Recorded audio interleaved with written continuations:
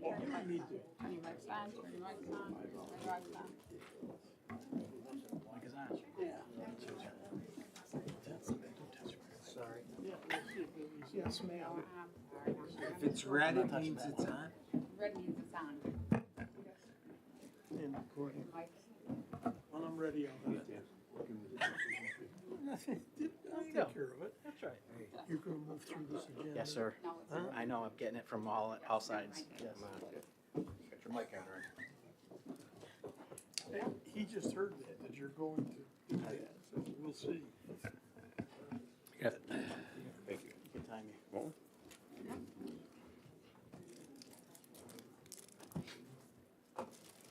Made your way. Get him ready.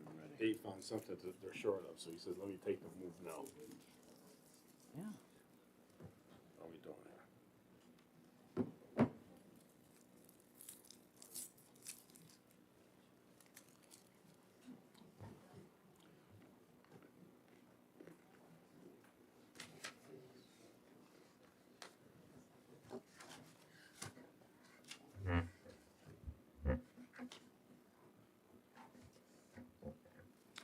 All right. Good evening. Tonight is Wednesday, May 6th, 2026. This is the New Hartford Town Board meeting, and I call this meeting to order. We will start with introductions, followed by the pledge, and then we'll get into the meeting. So at my far left, we have Chief Ron Fontaine, Highway Superintendent Rick Sherman, First Ward Councilman Vincent Prestera, Third Ward Councilman David Reynolds, Confidential Secretary to the Supervisor Christine Martin. To my right, Deputy Supervisor and Fourth Ward Councilman David Tehan, Herb Colley, our Town Attorney, Second Ward Councilman John Latini, Town Clerk Michelle Moran. At the far table to my left, we have our Assessor Darlene Apicola, our Codes Enforcement Officer George Farley, Director of Library, and Du Ross. Thank you. So at this time, I ask if you could please stand for the Pledge of Allegiance. I pledge allegiance to the flag of the United States of America, and to the republic for which it stands, one nation, under God, indivisible, with liberty and justice for all. Okay. Yeah. All right, so we're going to go a little bit out of order this evening. We're going to start with some special proclamations. First, we have honor to have Ralph and Lois Humphreys. So we're here for a proclamation. So the board and the panel, all of us can come down and we'll do a quick presentation to those folks.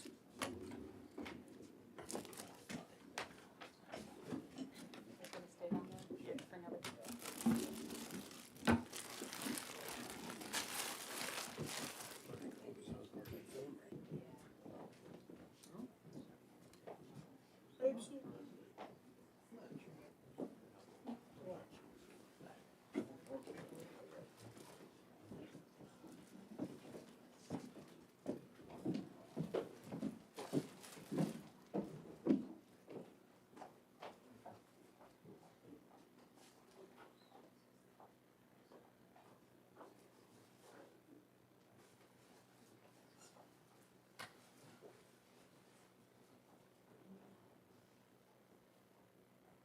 Ladies and gentlemen, you've seen in the Daily Sentinel, they did a nice cover on both Ralph and Lois for 72 years of marriage. I think that's absolutely tremendous, and it goes beyond that because when you think of New Hartford, it's hard not to think of Hartford, right? It just goes back so many years, and they're so instrumental in how our community is. So I thank you both. And those that don't know, Rob was a former town supervisor, so there's some public service. And I remember when I first came on the board as first ward council person, Rob would call me up a few times, give me some pointers and things like that. And then he stopped calling, so I don't know if I was being too stubborn and I wasn't listening, but I always appreciated his phone calls and conversations. So thank you for your service for our community, and I know you do a lot of other things throughout. So we to give you a proclamation, honor your 72 wedding anniversary, which I believe is June 13th. It's Monday 13th, so. Whereas marriage is sacred and enduring commitment and reflects love, devotion, and perseverance. And whereas Ralph and Lois Humphreys were united in marriage on June 13th, 1951, and have shared 72 years of life together, building a legacy rooted in mutual respect, compassion, and unwavering dedication. And whereas the 72-year union stands as a remarkable milestone, exemplifying the values of commitment, patience, and partnership that strengthen families and enrich our community. And whereas throughout their years together, Ralph and Lois Humphreys have contributed to the vitality of the town of New Hartford through their development, example, and enduring presence. And whereas their lives together serve as inspiration to all residents, reminding us of the power of love, resilience, and lifelong companionship. Now, therefore, be it proclaimed that the supervisor of the county of Hartford does hereby recognize and honor Ralph and Lois Humphreys on the occasion of their 72 wedding anniversary with heartfelt congratulations and best wishes for continued health, happiness, and joy. Be it further proclaimed that all residents of the town of Hartford are encouraged to join in celebrating this extraordinary milestone and to reflect upon the enduring values their marriage represents. So congratulations.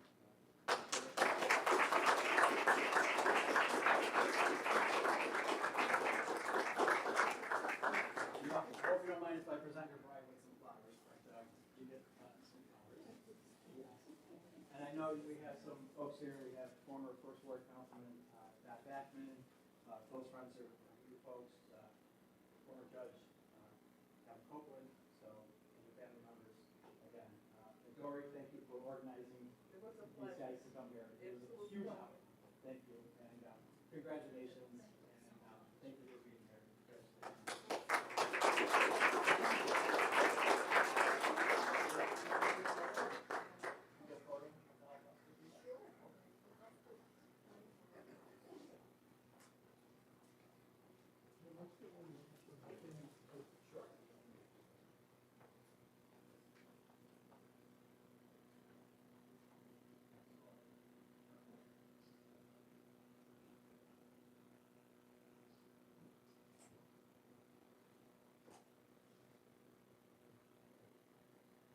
Family members want to join us? Family.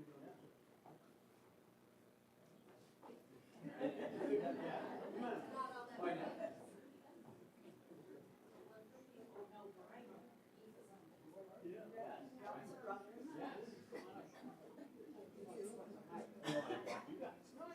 Please do. Yeah. All aboard.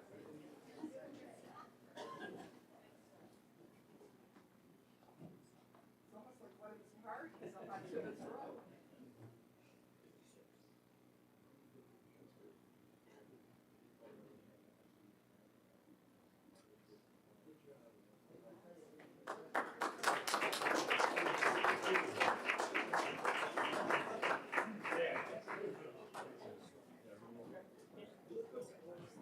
Yeah, he walks through the park. He's a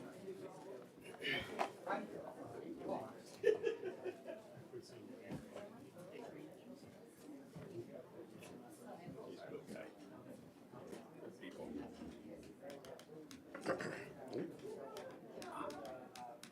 You have to read that article. I was so impressed with every place he's been. We had my mother-in-law in the Siegenthaler concert. He sponsored the room. He's paid for a room there. It's charitable. Who's getting flowers this time? Who? Rick? Yes. You got another one to do? Yeah. Yeah. Giving Rick flowers. Giving Rick flowers. He'll die. This one. For Rick.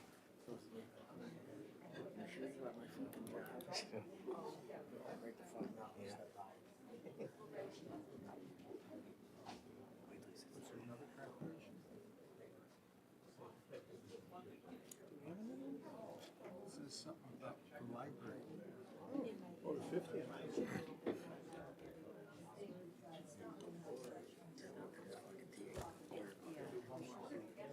Okay. Well, we don't know. We got good practice. Stay there, we have nothing. All right, come back down. They're gonna give you flowers. Yeah. Steve, come on. Back down again. All right, let's go. Come on. I made him follow the agenda. We're ready to finish.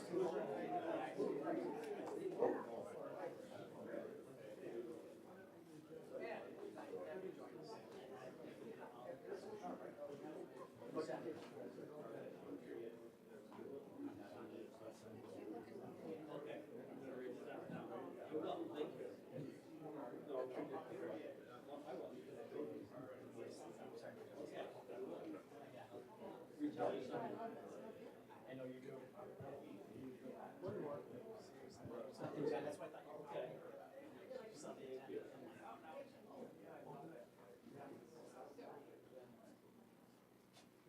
All right, so we have one more proclamation tonight, as you all heard. Oh, I forgot to make the announcement.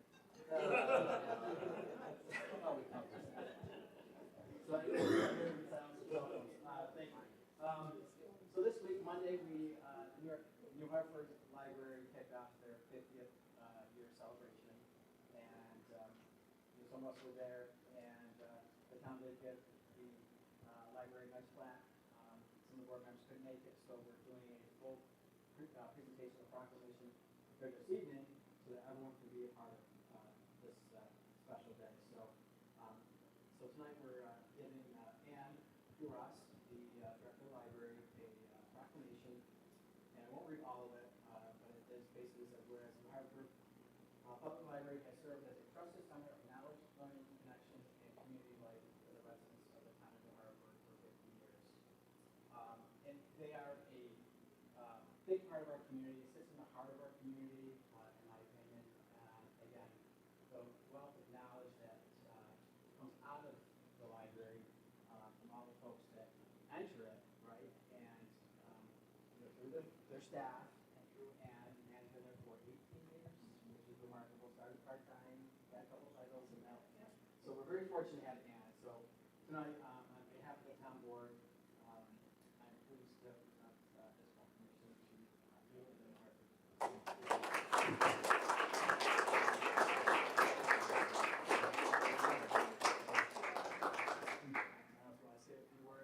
Great Monday, so. Yeah, well, thank you very much. I appreciate all the support, and we can do without you guys. So thank you. Have the partnership. Yeah. Thank you for all you do for the young and old and everyone in between. Thank you. All right. I appreciate it. Thank you. Almost now for a picture. Photo.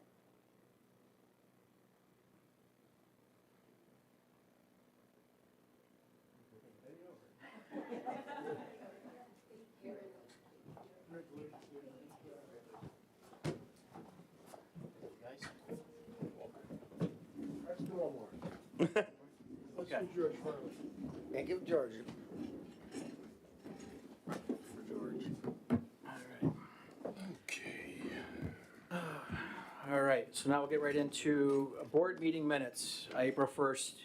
If ever had an opportunity to read, and if we could have a motion to approve. A motion? We have the motion by Councilman Latini, second. Second. Second by Councilman Reynolds. Any discussion? And we'll have the clerk pull the roll. Councilman Latini, Aye. Councilman Prestera, Aye. Councilman Reynolds, Aye. Councilman Deanne, Aye. Supervisor Messa, Aye. all in favor. All right. Was there any public comments on the list?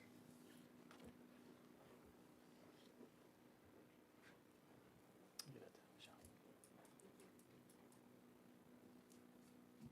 Paul Dwyer, Oxford Road. I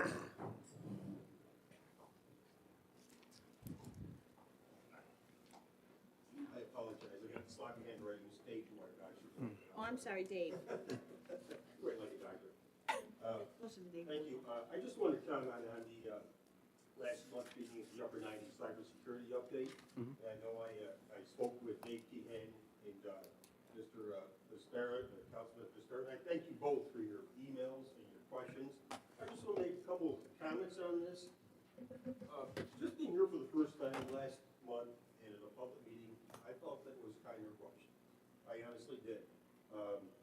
I just thought that there was one councilman that thought we should perhaps, talk about it. I don't know why a motion wasn't made to table that. I do have to say that I understood the importance of that. I understood that to Dave's reply that this was left by, the former supervisor, and I understand that certainly that was an important issue. The first thing I did when I left the meeting last month, was talk to somebody who had extensive knowledge and who does this in a military sense, and talk to him about that. And it was pretty much suggested that, at least there should have been an independent study on cybersecurity, knowing that, the impact it could have on all the servers and the open bidding. Obviously, when I talked to Dave Pehan on it, he suggested that this was in the realms, it's in the budget, within threshold, and I do, understood it. I just felt that it should have been, the process for this should have been a little more thorough. Also want to go back to the council people that perhaps didn't have the extensive knowledge on cybersecurity. I felt that it should have been tabled, and at least tabled for 30 days. Even if it was a contingent acceptance, with it perhaps down the road of getting a independent study on this. I just ask you to do your due diligence as a taxpayer and in regard to that. But I just wanted to, that was it. I pretty much wanted, and thank you very much for your transparency. I do appreciate your transparency and honesty on that. Last quick thing I wanted to suggest, I wanted to say I appreciate the updated newsletter you sent out. The one thing I want to suggest, I saw that there's a no sign allowance on there. Mhm. Have you ever perhaps entertained the thought of selling advertisements to those contractors to offset the cost of it? On our parish bulletin, they pay for the bulletin. Right. So just an idea, but that's it, and thank you for your time. No, thank you. Thank Appreciate the Thank you. suggestion. Any others, Michelle? Okay. Shane Carney? I'm sorry, I don't have your address. 9 Clinton Street. Thank you.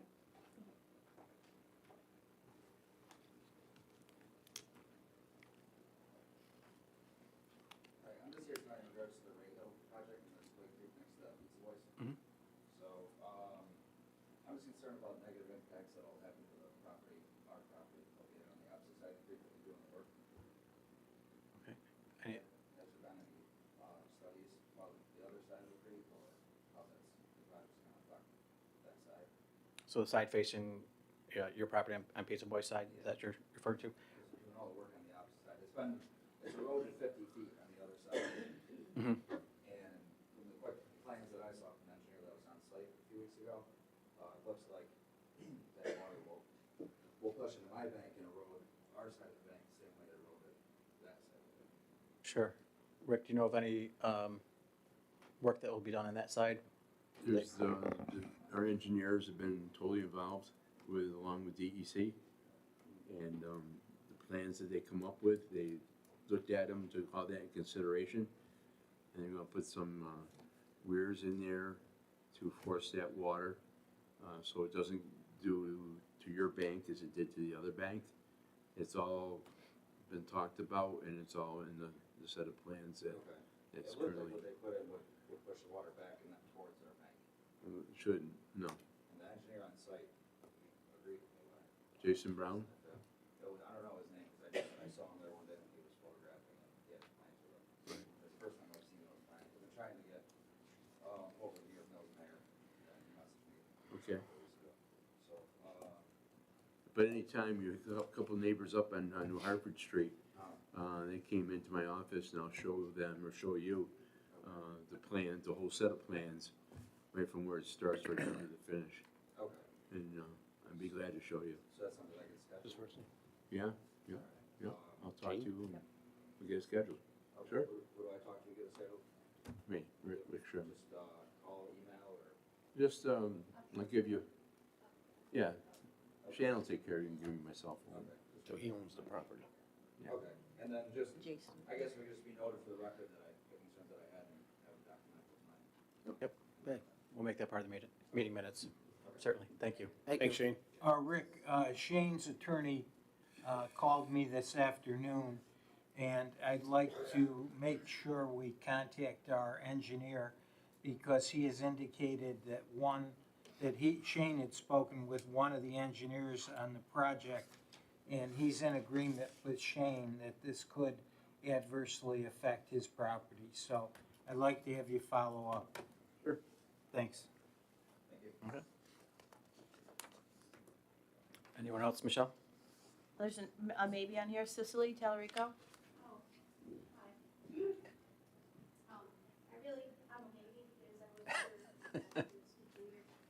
Councilman, he's gonna talk about Cascade Drive and some of the traffic issues we might have.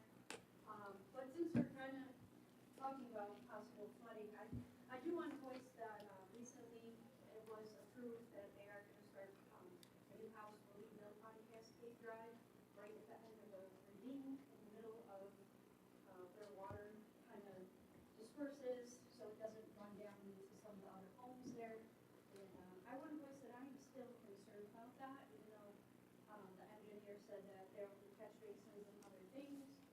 There is more construction going up on Valley Road that is also going to run down those hills. And, I really would appreciate more investigation into how this is going to affect the water runoff. There's been a lot of flooding on Cascade Drive, and town knows it. It's no, secret. And I just feel that, we had a pretty good conversation at the zoning board meeting. But I feel that one person on the zoning board said that they drove by and actually looked at the What's her property. name? And I don't think that would Could be you ask her to come up to the mic? So it can be. really assessing if you're gonna bring. Ask her to talk to the mic. Sicily? Sicily?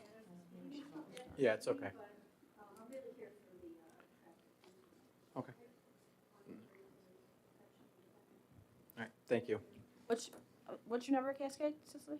I'm sorry. What's your number, your address? I'm sorry. 38? Thank you. 38. Okay, that's it on my list. That's all. Anyone else? I just want to say one thing with Cecily, what she was saying. I'm sorry, your name? Jennifer Bowman. Okay. I'm at 33 Cascade. Jen, come right up to the podium. This way she can hear you. She is. You know that. Rick and I are good friends with our road. One of the things that we were concerned when we went to the zoning board, with the house being built, the water runoff, the drainage situation up on our road. What we were very concerned about too is when we were talking to these guys, they kind of threw back in our face that we're not talking to the right people in the town. Now, as some of you know, I was here last year, complaining about the water and the drainage and our culverts. So I just want to, again, reiterate, about our culverts and about our drainage. I have pictures here. Our culvert, right above my driveway is totally filled up. There's no drain pipe there. There's no hole. There's a rusted pipe that was pulled out that's still sitting in my culvert, which poses a danger to the children that I watch for daycare. Yeah. And then my culvert on the opposite side of my driveway, the drainage pipe is more than half filled with the silt and the sand and everything else from the road from the wintertime. So, of course, again, drainage is not happening. So now with this house going above us, actually two homes, because one is being built on Valley View and one on Cascade. So we are very nervous about the water and the rain. My cellar has had 3 feet of water in it. We've had to replace hot water tanks and everything else because of the water that comes downhill. So, we want the fair shake on Cascade to get the same drainage and to get our road looked at as all the other roads in New Hartford are. When we were at the zoning board, they were talking about the 10-year drainage plan or whatever it is. He asked us if we were on it. I have no clue. I hope you guys know what, the future holds for our road. But with the more and more houses that are getting built and the more people that are moving up there, we've got to do something because Right. we're just taking the brunt of it. So that crew wasn't up there last week? Yeah, I was just gonna ask you Well, that. they were there to clean the road. They cleaned the road. But they didn't my do the culverts ditches? Have not been touched, no. Okay, Our culverts are still. okay. The day after the meeting, I'd asked Dory to provide the board members with a copy. I called Rick Sherman and was very pleased with the response because within hours, and I told him about the sand and dirt on the road. That was taken care of. And within hours, he had people up there and they cleaned it. And I'm sure they'll get to the rest of it, but I think everybody's aware of it. Right now, I have a crew and, just above you. Okay. And, they got a few days worth of work there, and their plan was to go down from there down to your road. Okay. And we'll be cleaning those ditches and cleaning out the pipes. I also have an appointment with the zoning board member that went up there, and him and I have an appointment to go up there and walk that area as well. Okay, very good. And then, while I have your attention too, the other part of our road with the culvert that is above our driveway, that part of the road had gotten washed away from the flooding back 8 years ago.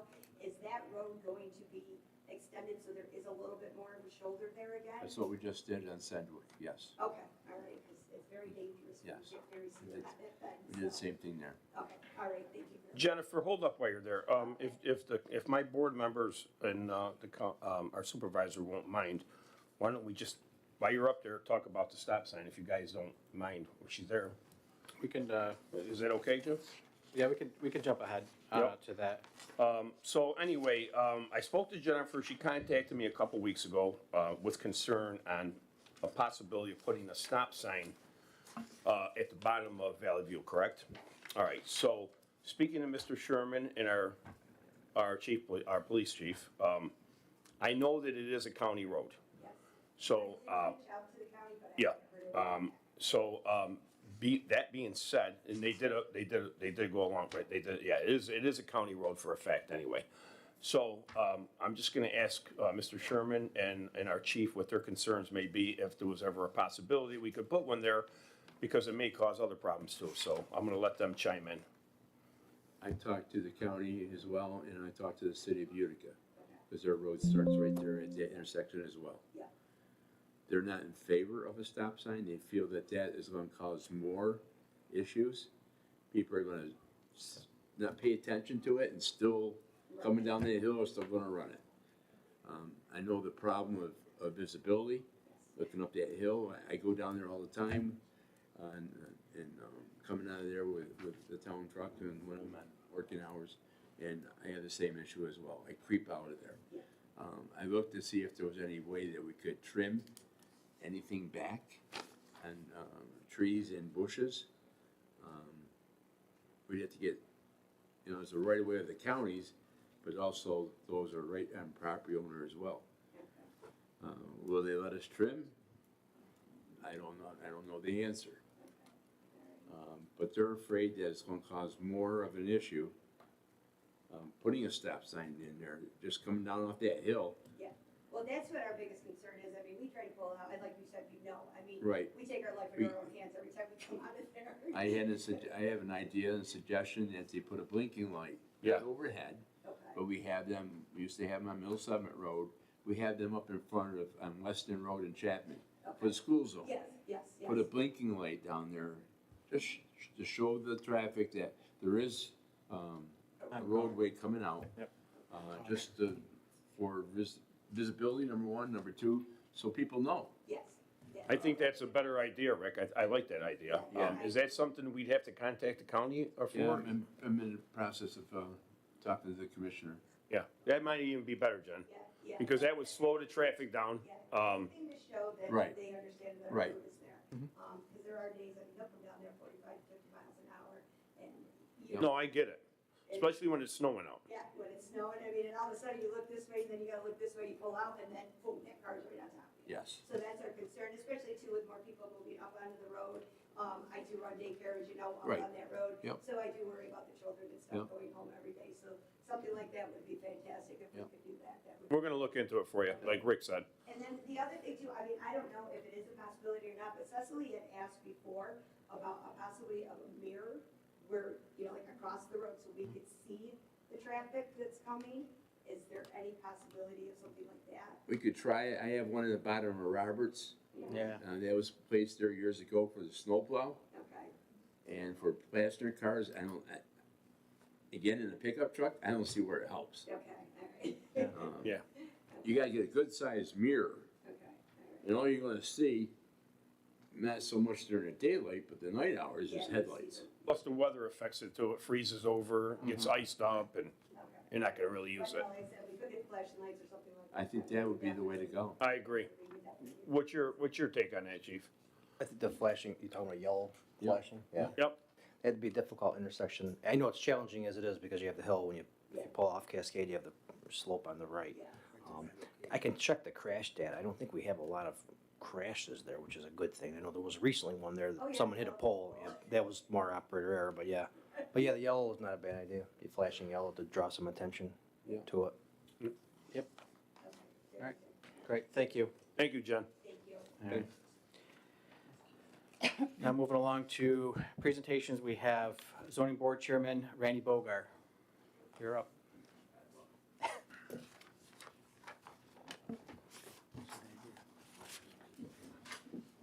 Stop sign. That application came in front of us last month, and I would agree with some flashing light of some sort. Because I was up there a couple times back and forth, and I think that would be better than stop sign. So, my 2 cents. For the other thing that he asked there, I don't know if you're aware of the planning board is meeting Monday night, 5:30 there, and we're going to address that particular property out there. Oh, okay. All right, so you may want to, anybody else, you want to attend that meeting as well. All right, definitely, yeah. Okay. And I know that I sent a memo out to the board members, but I'm just going to touch on some things rather than taking a deep dive. This is regarding the salary change to the zoning board that I wasn't aware of, but and I don't think anybody on the ZBA was aware of it either. And just to say that I've been on the board for 35 years, which is a long time, probably longer than some of your ages up there. Thanks for that compliment. Yeah. I said, thank you for that compliment. And over those 35 years, I had probably missed a couple meetings. I think Dory could probably attest to the fact that I try and be there every meeting. And I think that the board members try and be there every meeting. Dory will send out an agenda, a meeting notice, the dates that we are going to have meetings. And that comes in January. So it's up to us to make sure that we're going to be there. And for the most part, decent compliance with that. Probably could be a little bit better. But my understanding was this is kind of like quote unquote a salary position. And it's budgeted as such. And paid in the past has been 2 installments, June and December. Let's see. And I didn't want to cover everything that I wrote. I didn't think it was really necessary. But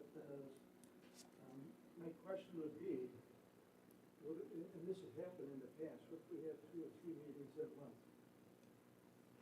Does that change the pay structure at all?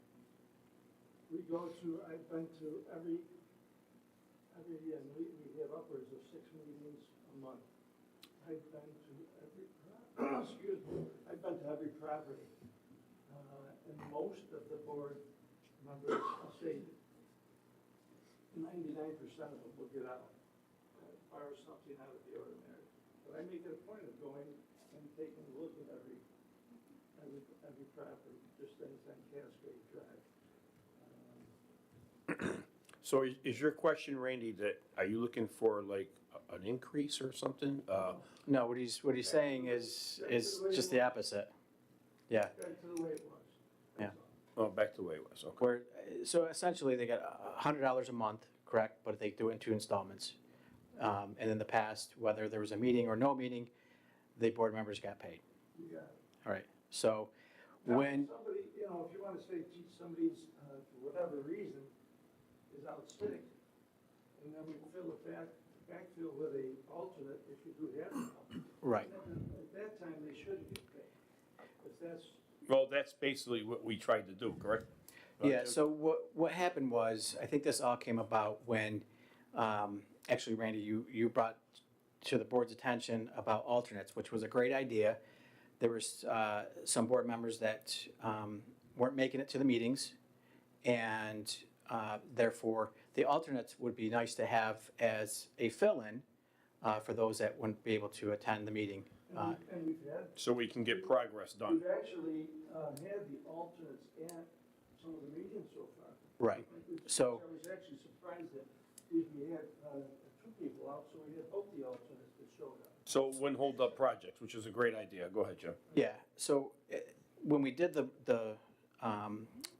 correct me if I'm wrong, the new local law, I believe we, at that point, was mentioned about if you missed 2 meetings, then it's up to this board to be able to remove that individual. All right, so again, and I've had conversations with other council people as well, and we have to do a better job, right? We have to do a better job in explaining the importance of attendance, right? Because as you mentioned, you have 6 applicants at times, and there's a lot of work. So getting an alternate to get up to speed within 24 hours is probably not adequate. It's probably not fair to the alternate, and they're probably going to say, geez, Maybe Dory will try and get that information. Sure. The alternate. And she does a great job with it. Yep. And it's on the board members to convey back to yourself, you're the chairperson, Right.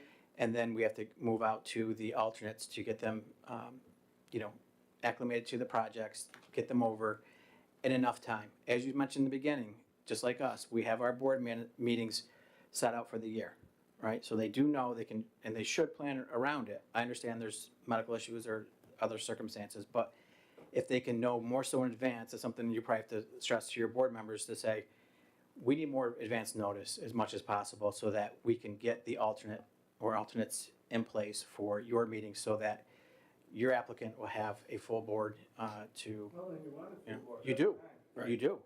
Quite honestly, because the residents that are applying for these variances, they deserve their stay in court. And you 100%. even have said before, if it's not a full board, you even make mention that if they want to come back, so you give them that option, which you do a great job, and you have been. So I guess the question is, you're asking us to look at this local law to change it to they get paid regardless if you have a meeting or not. That's the basis. That's the way it was. Unless somebody's out, like, somebody's out, they call in sick. I'm not sure if and that maybe you can discuss. Maybe that's the one time that they shouldn't get paid, because you're gonna fill in with an alternate. Right. That was the whole. Am I Yeah, right, the Jim? alternate gets paid. I'm just looking for the. You want the alternate, we got that figured out. So if a member's not there, the alternate gets paid and the member does not. Correct. And you're just saying that regardless of, if there's no meeting, you want to get paid, how it was before. Well, because, we have to set aside. I understand. I think the members should get paid. If they're sick, they still should get paid. Is it my understanding that the zoning board is the only one that this affects? It doesn't affect planning board, doesn't affect the town. No, it's both the same, Dave. Huh? They're both set up the same. They're the same. We changed it, like, I don't know. a year Yeah, or so, ago. I mean, the issue dated back a couple of years, and I think in mid-24, it was addressed because there was difficulty in paneling a full board, which is a challenge for the residents, is a challenge for the boards. To tell a resident, we'll give you a shot today, but if you want to come back because we don't have a full board, it's kind of embarrassing. Now, there's absolutely some good cause why people were absent. There's no question there. And, I'm sure Dory can, echo that I am usually there. I can't remember when I was. Pay the alternate. No, so. Yeah, no, it's- From my perspective, I see Yeah. it's important to me. I They get $100 a month. Maybe now that there's quote unquote a hammer there. you can put it- Yes. But, He goes, yes, we are. there's a, there's a way to address it.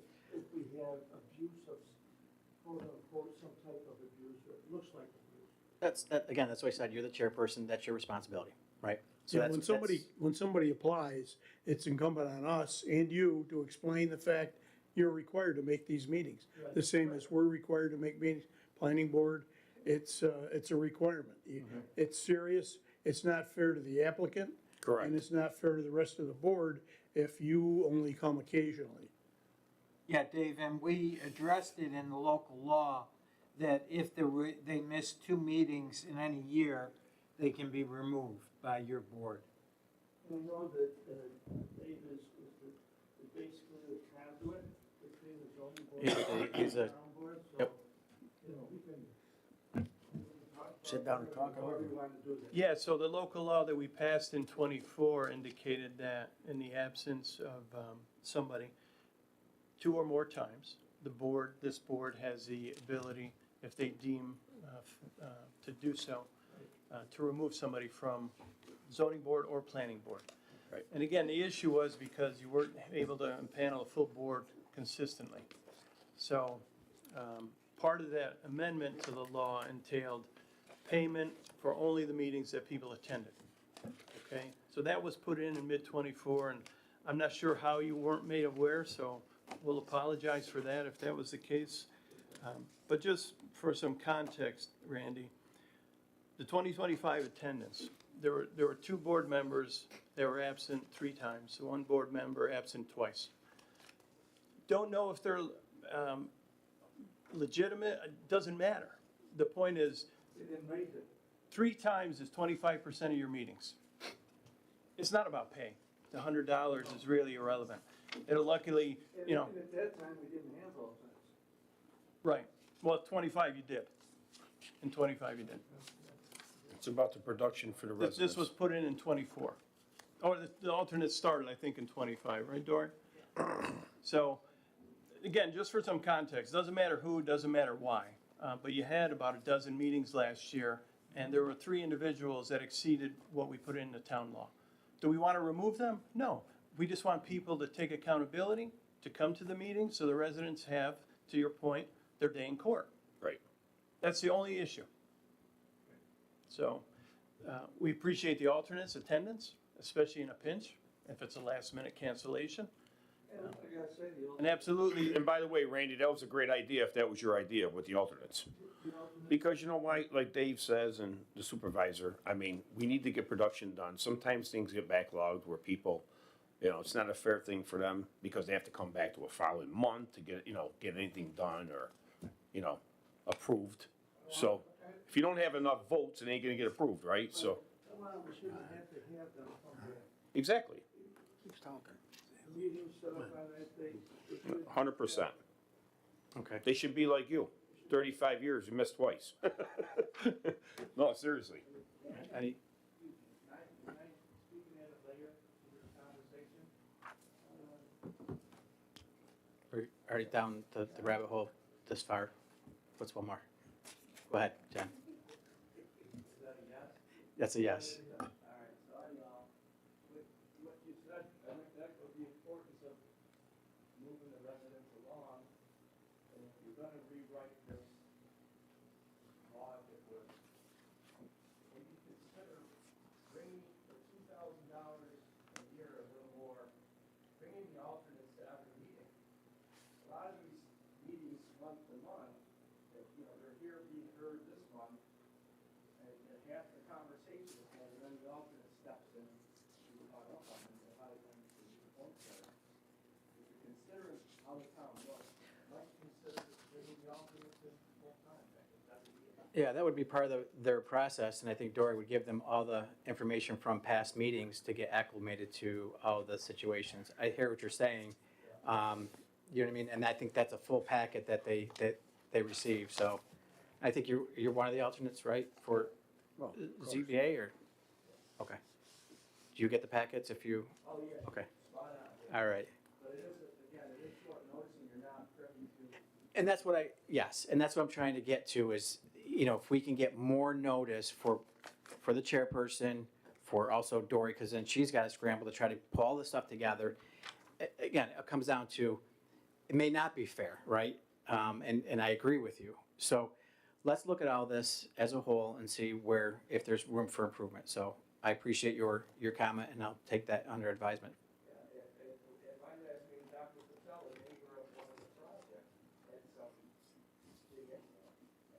And then I wasn't there to share it for the following, so just something. Yeah, absolutely. But again, I mean, I think too is, that's why we stress the importance of them being at each meeting, right? So, all right. So Randy, we'll look at the, I don't want to take any more of your time, I took enough already. no, you're fine. Thank you. Thanks, Randy. Thank you, Randy. Everybody says it's a big agenda. 4 pages. Yeah, 4 pages. So, all right. Next, we'll move into matters submitted by the town supervisor. Vouchers, Dick. Oh, sorry, excuse me, vouchers. So before we do that, we have a motion to approve the vouchers. A motion. Motion by Councilman Latini, second by Councilman Prestera. Any discussion? And we'll have the clerk call for a roll. Councilman Tehan? I with abstain on Adirondack Bank, please. Councilman Latini? Aye. Councilman Prestera? Councilman Reynolds? Aye. Supervisor Messa? Aye. Thank you. All right, board members, you can start your clock, because I know you're timing me. It's already started. That wasn't mine, this is my stuff for now, 6:45, here we go. So in the audience tonight, we do have 2 board members from the, committee members from the Stormwater Committee. I'll acknowledge Gary Bullis and Stuart Kramer, thank you for attending. Also, we have Chief Planner from Nottingham County Planning Department, Kristen Campbell, so thank you for joining us. And so I met with Kristen and Rick, it's Christine, is it Kristen, right? Kristen. Yeah, I said it right. Okay, I don't know if she, okay. So we met, and this is in regards to the Resilient Watershed Grant, acronym is RWG. So basically, it's a $10 million total grant, right? That's, or project, if you do the projects. Yeah, so I sent the board all the information, and this goes back several years. This was identified right through studies that were conducted by the our engineers and so forth, right? The Sequoia Creek Basin Commission, which the town is a member of, Yep. identified some of these projects through multiple watershed studies. There was an MMI study done in 2014 after that flood. There was also flooding in 19, which we did additional studies, a sediment management plan. We did some modeling of some locations, one of which the survey work's being done now. So they've been vetted by engineers and studied that feasibility studies are done. So they're ready to rock and roll. Yeah, so there was, again, just in summary, you guys can all read them here. One was the Sequoia Creek Bank Stabilization and Floodplain Restoration on Kellogg Road, north toward Utica City Line, 90th Street, Washington Mills. Second was Bleachery Ave Floodplain Restoration and Spillway Removal of Bridge Upsizing.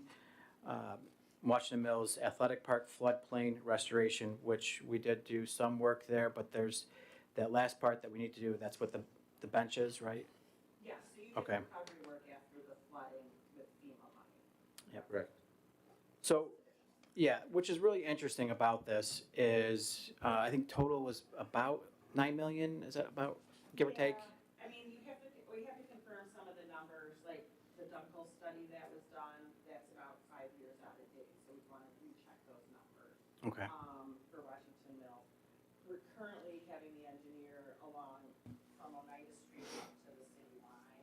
So that area, I don't know the exact number, but we use an estimate of like 1.5 million per flood bench. So with bank stabilization and whatnot, that's what we're estimating. Okay. But I'll have firm numbers. Sure. So even if we round up, say it's 10 million, and just be safe. And that's the max that you can ask for. Right. And so you had said that the town can apply for up to 2 applications with 3 distinct projects per application, and we have 3 below that qualify. And this will help, as you mentioned, part of the Sequoia Creek Basin, all the way down stream as well. So it's other municipality areas that will be impacted by the work that we're doing in New Hartford. And if it's if we look at this and say, this is probably a $10 million project and it's 10% is the town's responsibility, also with in-kind services, that could, jump into that and shrink that number. So basically tonight, to the board, what we're looking to is to get approval.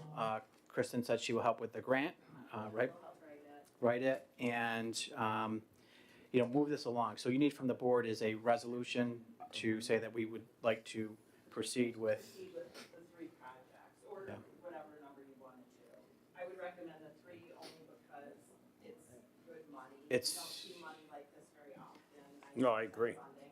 That's great. And this funding is actually done through Environmental Facilities Board, which is a great agency to work with.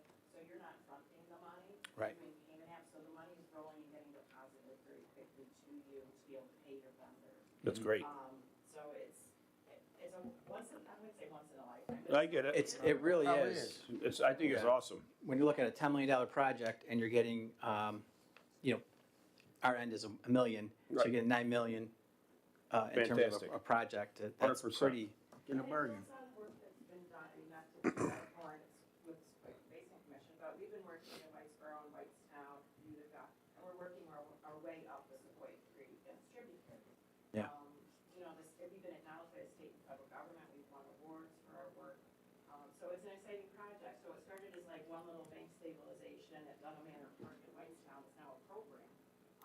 And we're the next in line to Yeah. really, to benefit. Appreciate your pursuit, that's awesome. I think it's great. So what do we gotta do, Jim? Make a motion? Yeah, right, Kristen?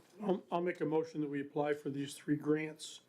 So a motion by Councilman I'll Reynolds. second. I'll second. All right, who's got the second?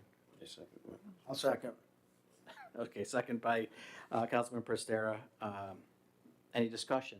Well, we are an integral part of that whole Sequoia Basin, and for a time, if I'm not mistaken, we didn't pay our dues, am I correct? You're correct, you weren't actively participating. Right. You always showed up to meetings. Oh, yeah, I'm sure. And did in-kind services. Right. But at the time, So we're paid up members and we need to be involved. you do need to be. Yes. involved. Thank you. Your 50% is a watershed. Right. So and you're in the middle of it. That's right. too. That's the- the hard part. We're working on either. That's what I mean, we're integral. And being part of that, Sequoia Creek Basin, we get help from other municipalities, as you mentioned, through these, like the in-kind part. So they'll send a truck up or whatever, and so that's the other part of it. Your voice bigger with the state. Like, I have nothing home to say about this program and all the work that we've been doing. So Whitestown, actively participated for a while, so they were the first really to get a lot of attention. And now it's your turn. I mean, and it's gonna make your voice louder in getting approval. I mean, the state's already looking at you like, hey, why isn't it too hard for applying for these grants Yeah. to continue the great work that's been done? Right. I think it's And important. I appreciate your efforts, Kristen. I That's think it's awesome. important too that Mr. Snow is on top of this, Oh, yeah. watching. He wants to see New Hartford move forward with these projects. He Keeps keeps asking. asking and asking and asking, why are we now? Down below was done, Right. New Hartford is the next. Right in the middle. Yeah, I agree. Thank you for everything. All right. That's great. Any further discussion? Nope, all in favor? Okay. Michelle, if you call for a roll, please. Councilman Delaney? Aye. Councilman Prestera? Aye. Councilman Reynolds? Aye. Councilman Tehan? Aye. Supervisor Massa? Aye. All in favor? Okay. Kristen, thank you for Thank everything. you. We really appreciate it. Not too bad, right? Yes. Okay. Have a great night. So next on our agenda, we have, as I mentioned in the January term limits. So we sent out a local law, and I hope everybody had an opportunity to take a look at that as it pertains to term limits for the town supervisor and council people.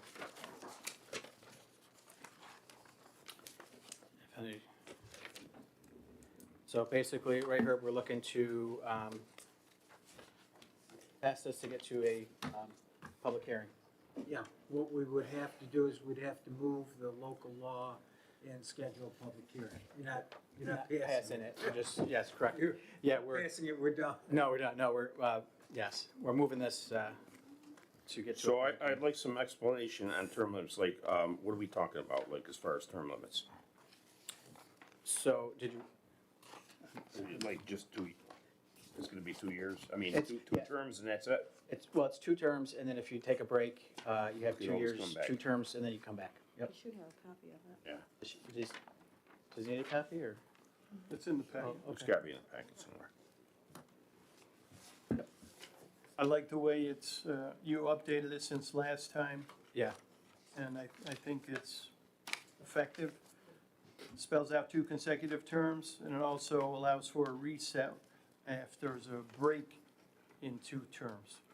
So if any one of us serves 2 terms, as a break in 2 full terms, can come back, if they so wish, to try and be elected for office. Right? That's the Correct. intention. That's the intention. Yeah, it's in there. And also, if you read on the back, it counts the current term that we're in and allotted 1 other term after to count. Can I ask one question though? What's the reasoning? That's all I'm asking. Term limits? Yeah. Term limits help with new government in terms of people coming in. These positions aren't made for life, right? I think there's a lot of times people in the community like to run, but sometimes they'll say, I don't want to run because I like Jim and he's doing a great job. And, but everyone should have an opportunity to run, and that's what it just allows. And sometimes it could even prevent primaries, because if you're in your last term, they might say, you know what, he's in his last term as supervisor or council person, I'll just go next time. You know what I mean? Yeah, no, I get it. So, I'm not sure that 2 terms for the supervisor is really enough. well, I mean, I appreciate that. but- No, it has nothing to do with you. No, I know, I'm but just saying, as a town supervisor, 2 terms is a big town, there's a lot of moving parts, and I'm not sure that 2 terms is adequate for the supervisor. Those are my feelings. Yeah, I mean, I base that too as, the President of the United States has 2 terms, right? He has the country, so. I think You know- 2, I think 2 is sufficient, especially, when an administration reaches a solid cadence and has operations and things of that nature running smoothly. Somebody should be able to come in, take the reins from there, and provide their own insight for improvements. If it's a cleanup situation, yeah, I would agree, Dave. It's gonna take it's gonna take longer. potentially more than a term, definitely, potentially all of 2 terms.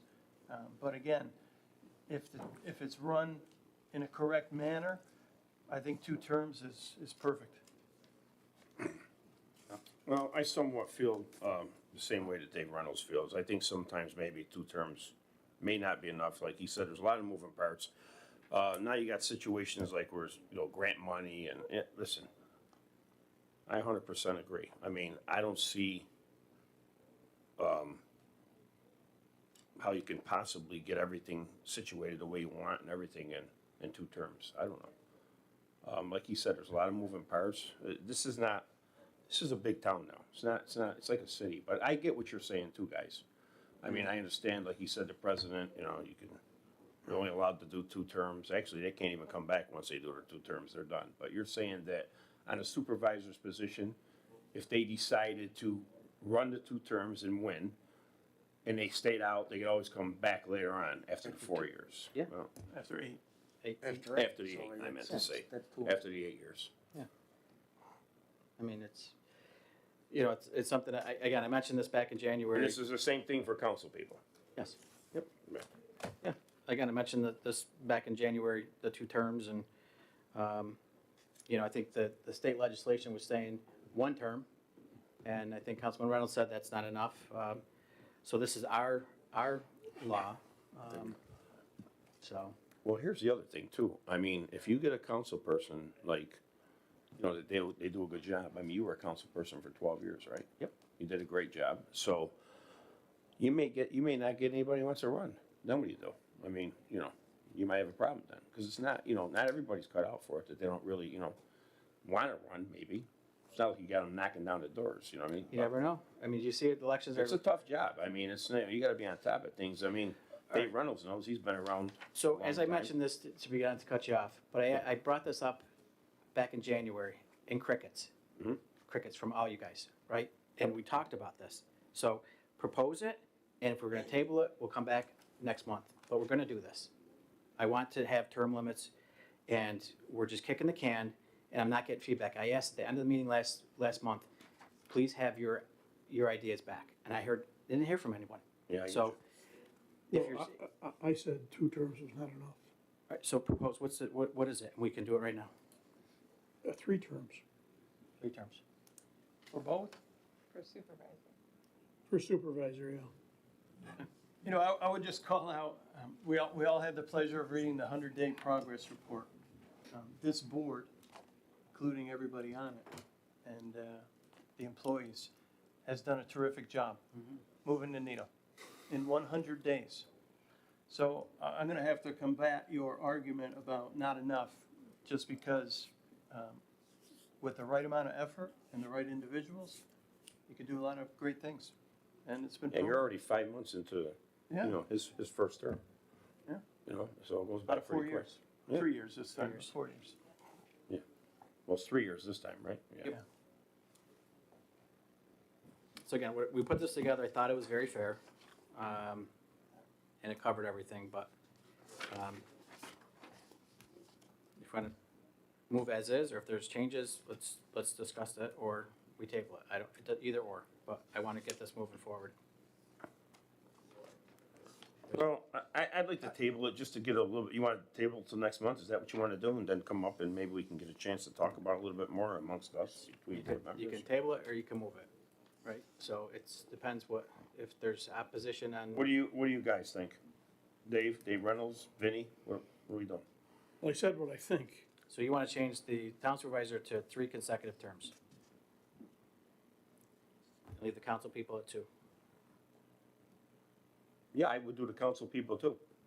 Put them all the same. No, he said. He's do saying, the he council says people at 2 terms. Us at 3 2 too. terms? 2 terms. Say it, Vinnie? Just keep us at 3. That's Just what I do said. both. That's what I said. Keep them both the same. If you're gonna do 3, then do 3. Dave Reynolds, what do you think of that? That's all right with me. Yep. Dave Deanne? I like 2. That's my opinion on both. This was precipitated by the fact that the state or the county wants. No, the state was saying that there were, I guess, news, when I mentioned the term limits, the town attorney said it was in front of the state, which Okay. I wasn't aware of until he brought it For in. one It's term. buried in committee. Yeah, it's- So it's not done yet with the state. It hasn't come out. And it's been there for a long time. Long time. This is not the first time it's been Right, so- broached. And this is for municipalities? Yes. Okay, because city government's different. They do have term limits, I think. Don't they? So like, It's for council? town supervisors. I know, but I'm only. saying this is, the state is reflecting on the municipalities. Like this, you're saying like the city council, They already have term They got limits. term limits, Yes, they yes. already have them. I think term limits, I'm not selling you guys in either way. I No, think I term get it. limits are good because you get fresh people to come in. No, I get it. You know what I mean? Yeah, I'm not opposed to term limits. I just think they're too short. Well, I think that Dave Reynolds had a good point, and I think Vinnie's got a good point, so I'm happy with the 3 and 3 for council and the supervisor. I don't see the difference. I mean, what's the difference? I think that term, that 12 may be, years. you know, I mean,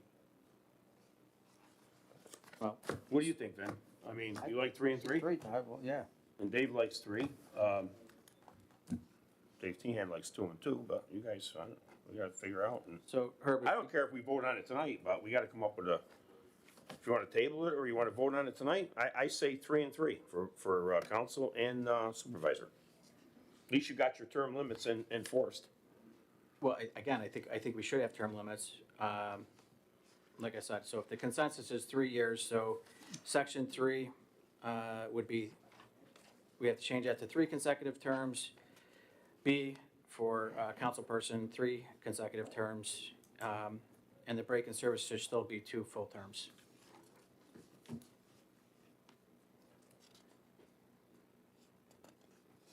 This is very self-serving. That's my comment. And the public will have their opportunity to comment. Right. Oh. So we'll hear what they have to say.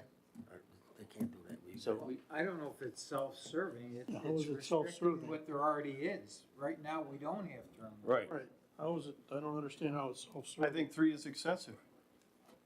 But It doesn't make matter, it we'll vote on it, self-serving. let's vote on it. The public's gonna have their say. All right, you want to make That's a the motion? easiest way. I'll make a motion. Whoa, whoa, whoa. The only other issue becomes prior service transition. It says in 5A, terms of office served prior to the effective date of this local law shall be counted in determining eligibility under the term limits. So if you've already served 2 or 3 terms, that You're done. could be an It's already added, We're done. You're done. so. Right. Well, That's the only thing I want clarified. well, that's a good point that we weren't thinking about. You're right. So you take a guy like, But it says, notwithstanding the foregoing, any person holding office of supervisor or councilperson on the effective date may complete their current term and shall be eligible for 1 additional term. okay, Just so so, everybody understands. Yeah, I think term of office served prior to the effective date, Right, but not currently in effect. right. Is So probably the change. somebody like Dave Reynolds would have 1 additional, term on top of his end, right. just so everybody understands. No, I'm glad you brought that up, Herb. That's very important. Which So- makes sense. Make those changes, and then, No, I didn't change it. no, I'm saying, if we make those changes, we can move on, You can move it, to a schedule for schedule. public hearing. Okay, I think that's fair. So what are you thinking? We're gonna go 3 and 3? Yeah, it's what you guys said, 3 and 3. Are you guys happy with that? Vinnie and Dave Reynolds and Dave Tian? Fair enough. Are we all on the same board? So in A, 2 is gonna be changed to 3 consecutive terms. Yes, 3A and 3B, both to 3 consecutive terms. Michelle, you got that? Yep. And the rest stays the same? Correct. And you're moving, is somebody gonna move this as changed? Correct. Yeah. So is that a motion by Councilman Latini? Yep, I'll move it. Do Do you you have a second? I'll second. Second by Councilman Prestera. Any further discussion? Okay. Clerk, if you call for a roll. Councilman Pistoia? Aye. Councilman Reynolds? Aye. Councilman Tian? Nay. Councilman Latini? Aye. Supervisor Messa? Nay. Thank you, everybody. Okay, so the meeting will be scheduled. That's the next thing? Yep. Okay. So we have time for the June 3rd, Herb? Yes. Okay. Oh, wait, what's it? It's, Yes, today's yeah. okay. So we'll need a motion to schedule a public hearing for the local law for term limits on June 3rd. No motion. Motion by Councilman Latini. Second. Second by Councilman Tihan. Any discussion? All right. And Michelle, if you call for a roll, please. Go for you guys. Councilman Latini? Aye. Councilman Reynolds? Aye. Councilman Pistoia? Aye. Councilman Tian? Aye. Supervisor Messa? Aye. All in favor? Public hearing 6/3/26? 6/3/2026, yes. Is that enough time, Herb? Yeah. Short of 30 days? Yeah. Okay. Okay. All right, next, we have, Christine's gonna put up, some supporting, photos to match, some of the progress that's been made, in the town in the last month. The Parks crew and Highway crew has been working, very diligently, each and every day. So I want to recognize, Rick Sherman for, his coordination, Chris Moran and John Randall, as well as other crews in both Highway and Parks Department. They've been working, like I said, very hard. So the first one we have, do you have Sherbrooke up first, or? Okay. So Sherbrooke Park, this has been a very, hot topic, the new playground. So new playground was installed and was completed as far as, everything being installed. But there was a lot much that needed to be done afterwards. We had to do a lot of backfilling with topsoil and grading, some electrical work. And when we got there, and we're talking with John Randall and Brian Jennings, the pavilion was a little bit too close to the playground. It was a board decision. We met individually up there, and the consensus was that we had to demolish the Birch Pavilion. So the crews did that, and now you have full visibility between the two playgrounds, and actually now it actually joins it. So parents will be able to see their child from either playground. So again, it was a lot of work, more than I think we bargained for, but as you can see through the slideshow, the backfilling there around so they can start installing the posts, which they have, you see that there. Again, we urge folks to remain out of the park, out of the playground area for their safety until we get the fencing up and everything to where we need it to be. So in doing so, what we did was we decided to utilize the chalet area for rentals that otherwise would go into the Birch Pavilion. And again, that's close proximity to the playground on the same side. In addition, as you see up there, we have two big, as our largest pavilions, and the Parks Department put together a wall separating the two so they have more privacy if there's two different parties going on. And if you look at it, they did an exceptional job. And again, it separates the two pavilions, and you have separate parties, and it's just something that was needed. So they did a phenomenal job there.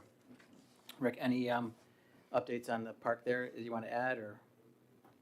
No, we've been in contact with JR and myself, and that new mulch for the old park is going to be coming here soon. We found a vendor locally, so we don't have to go out to get it. So once that new mulch is in and the fence is up, like you said, it's ribbon time. It will be ribbon time. Maybe Alexis will let you know. So. Does our insurance carrier know about the additional rides, slides, and whatever that we put in? I'd like them to at least be aware of it. As far as what? I don't. Liability, sure. We can let them know because they're looking out of our policy. Yeah, well, I want it scheduled, all the new, I was over there, it's absolutely beautiful. Yeah, the swing sets came phenomenal. They look great. I was there with Yeah, Jim. they need to be added to our inventory. Absolutely. So if there's vandalism, they're covered. Okay. Yeah. So yeah, we'll let the. I'll talk to Bill tomorrow. Thank you. Yeah, good idea. So we still have to do new electrical wiring, and I already talked about the chalet. We have to finish up the dog park, and then we have a new bridge there that was delivered last year. I don't think any board members knew about it, but we have a new bridge that goes behind the gazebo, and so in talking with Rick, we have to get a crane. There's a lot of work to be done to actually gotta pull the old bridge out. Old one out, Put some forms. footers in for the Yep. new bridge, so we get the right height. That new one is still sitting there in the parking lot? Yeah. Yes, it is. So, but there's work to be done prior to get it. That new bridge is all steel beams Yeah. underneath, and Look it's great. all, it's not rotting or anything, it's No, all, no, it looked great. all good stuff. We'll have to get a crane for an hour or two when we're ready to lift it in place. Yeah. So again, a tremendous amount of work just in Sherbrooke Park. They've been working. It looks Good fantastic. job. So Looks great. Are we keeping 2 dog parks, or is it We're just gonna a be keeping truck? 2 dog parts. We're gonna keep the We other, we already have the turf for the second one, we've been talking. That's on the agenda, it's not gonna take us very long to do that. oh, what about the old one? That's the one I use. One off to the right, Yeah, that's gonna be, everything's gonna be in the new. okay, thanks. I know you're a big dog park advocate. We know. You're up there every day. Next, we have the Washington Mills Athletic Park. So there was some work that was being done to completion of the paving. I think that was through Bray, right, Rick? Yes, it was. Okay. The installation of the dugouts and the roofs are, The roofs are, I would imagine, I didn't get over there today, but I would think that they're done. about done. Okay. And then the landscaper should be there then by the end of the week to do his landscaping work.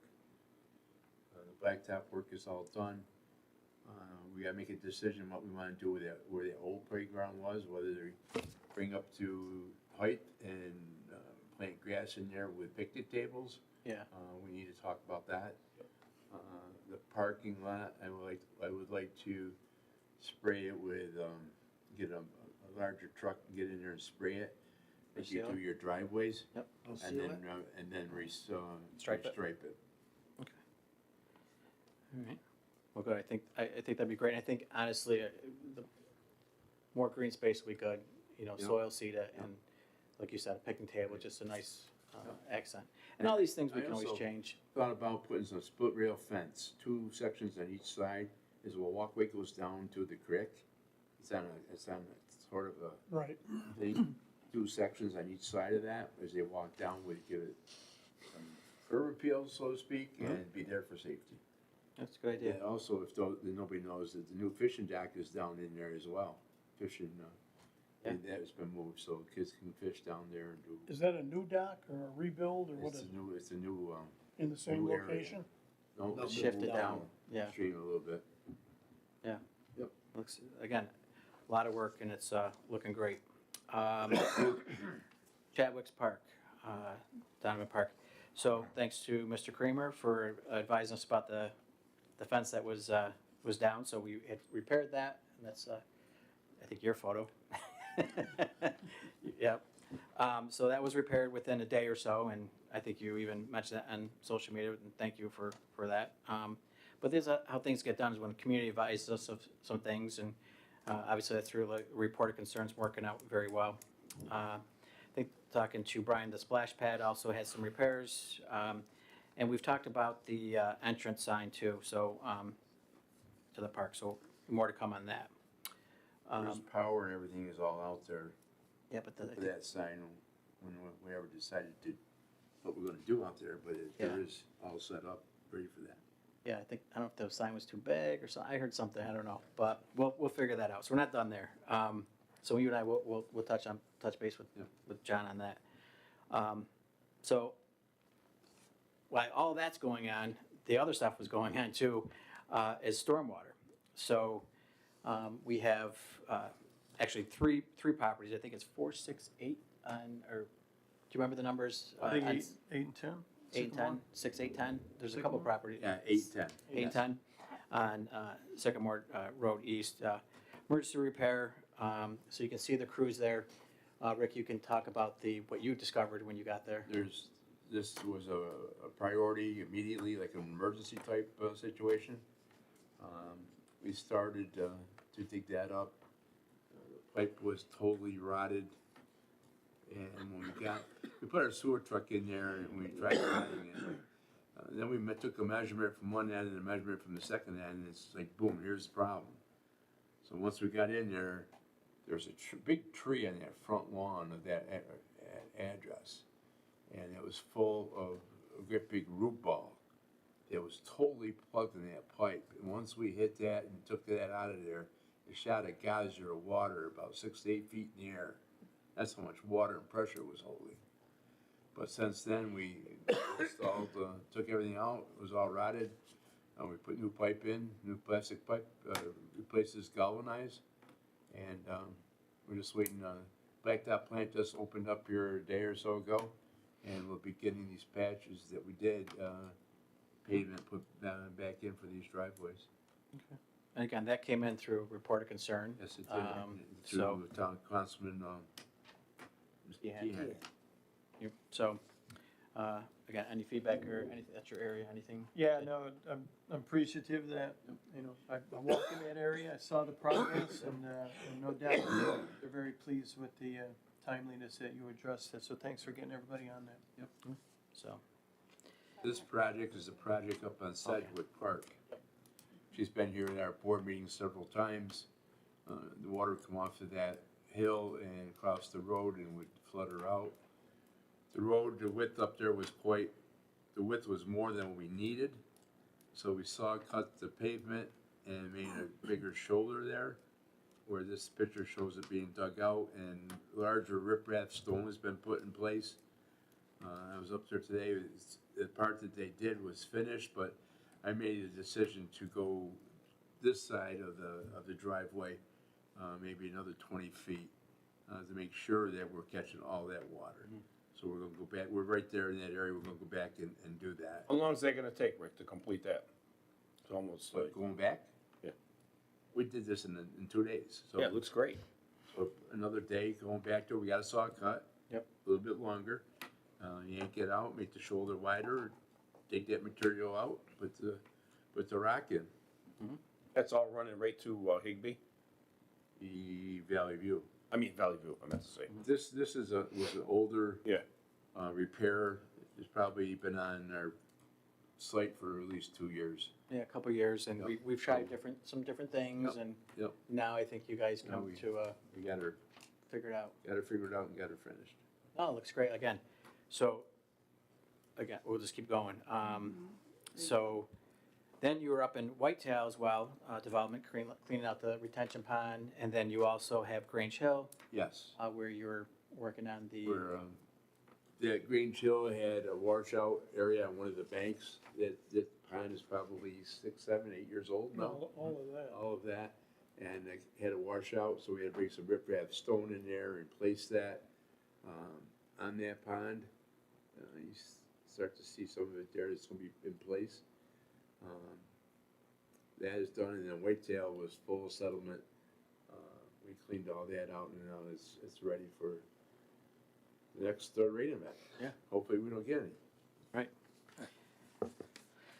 Good job, Rick. Good job, guys. It wasn't done yet. No. So then we're into the, what you got a crew over for, the new lights and That, crosswalk, which is. the intersection there has been started. All 4 poles have been augured and big concrete structures, forms have been placed.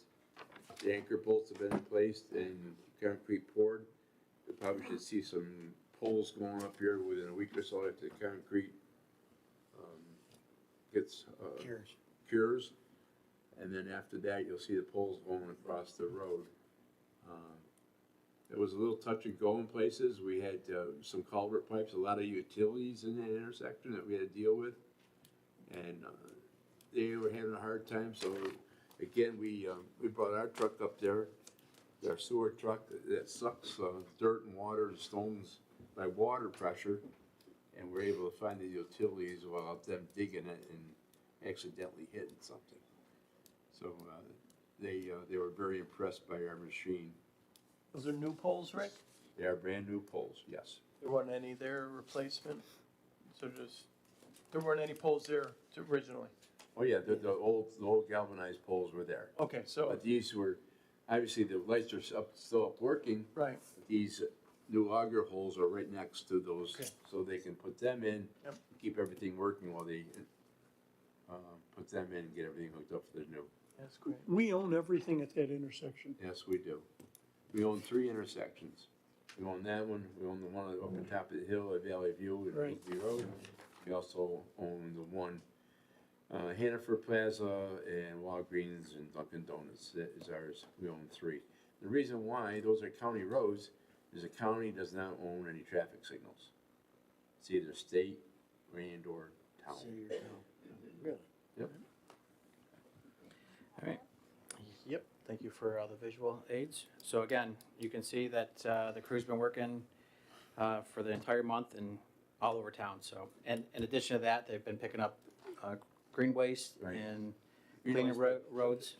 Our ditching crew's still been moving forward with the clean out ditches as well. We're still, we had to rob that crew to go fix the Emergency. priority or the Yeah. emergency, but we're back digging out the ditches and et cetera. Yeah. But the sweepers are out, the brush crews are out picking up with the garbage truck and debris, green waste. Our brush trucks are out there picking up, and I'll say, it's been heavy, Yeah. real heavy.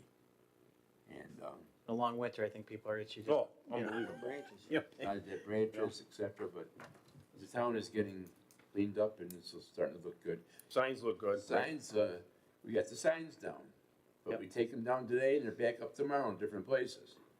So I have constantly, either I or Chris are watching these areas and, It's making a difference. I know It it's is. a Yeah, it's lot of definitely work. better. Yeah, it is. It Oh, it is. looks great, Rick. Have they been claiming them, Rick, after the fact? Some have and some haven't, but we still have them all. So you and or Shannon has been contacting them, telling them, Yeah, I contacted let them know that majority. yeah.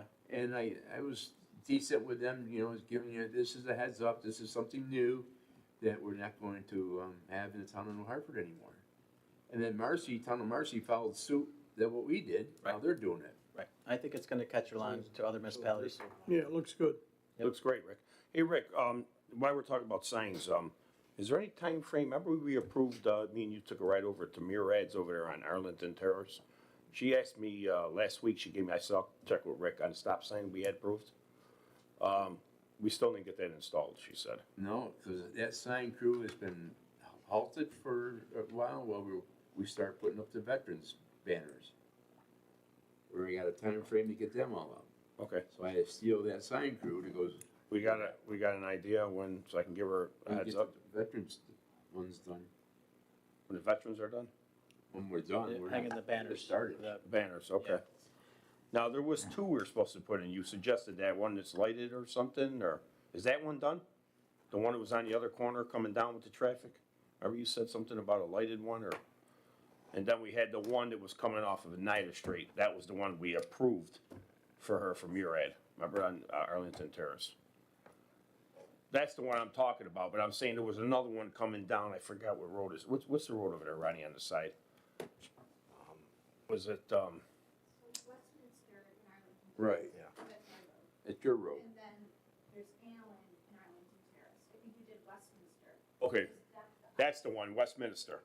and I think you talked about. Then there's Windsor Then, also. then, Cleaning one by Windsor. Windsor. Yeah, by Allen. okay. So, we didn't do any of them yet? Okay, We gotta go by what we approved first too. right, Make sure we pass the, And it takes time to get them ordered. okay. They didn't order them yet? I'm waiting for an order. I can't put an order in for 2 signs. Okay. I've been watching the agenda. I see there might be some more coming. So I'm Right. holding off for a couple of weeks and then I'll place the order and put it in. Right. Well, I mean, we got it approved, I just don't wanna have any problems over with the kids on the bicycles, cause they come off, you know, Ann, right? It's a major thing when they come off Oneida Street and they don't stop, they just speed through the neighborhood and those kids are on the bikes, I don't want any fatalities, that's all. I mean, we approved the sign, so whatever we gotta do to get it done, whatever. Okay. next we have the finance review summary from Bonadito. So in your packets, you'll see an overview and you had some other things that were sent to you as well via email. And so again, we're continuing on with our weekly Teams call with our comptroller, Leanne Wells. She provided a progress update, as you see it in your packets. Essentially, you'll see that the 2026 band renewal was processed successfully. Again, there's a lot of work from Councilman Tehan, Christina Lacey, and Leanne, and even some of the help from the clerk's office when we had to get everything buttoned up and sent over FedEx. So thank you for all of that. And I think we saved about, with the new interest rates, about 92,000. Does that sound about right in interest? Yeah, there's definitely opportunity to get a higher yield Oh, there you go. compared to what we're receiving today, so that's something that we're working on pretty aggressively as part of the bank account consolidation process as well. I would just highlight the second bullet in there regarding Edmunds Financial Software has been updated. This is a huge lift because the bank accounts were never part of the general ledger accounting system since the early 2020s. So they've been able to go back and reconcile and input all of the bank accounts for the 36 bank accounts, and they're now fully reconciled as of March 31st, 2026. So that's enormous. It's a huge lift.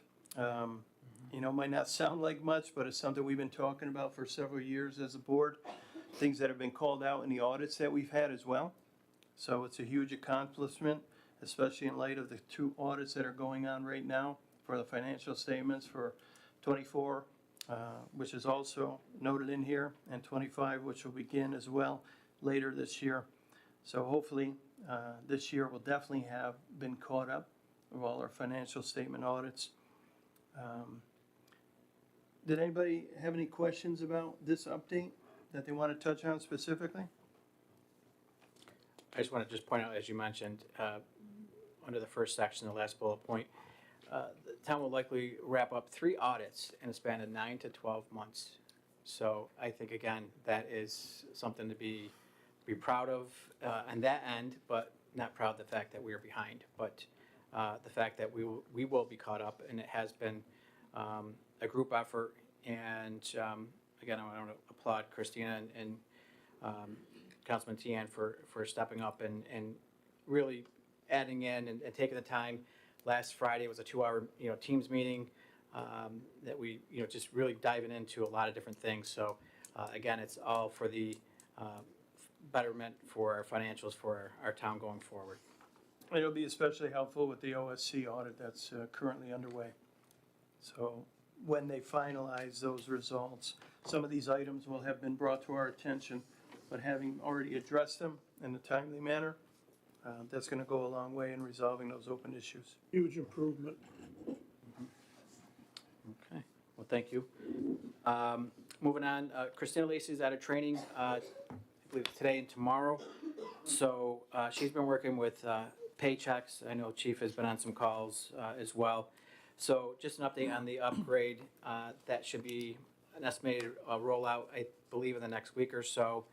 We will be providing employee training for that. So again, this is going to help better manage employees' times and in terms of clocking in, clocking out, but also their accruing time and such. So also we are approached by a company for software upgrade for codes, planning and zoning, and licensing and public works and such. So we scheduled the call. Christine and I sat on it and just wanted to vet the company first before I introduced it, and didn't want to waste any of the board members' time or George's time either. So the company was Cloud Permit, and we spent probably about an hour and a half on the call.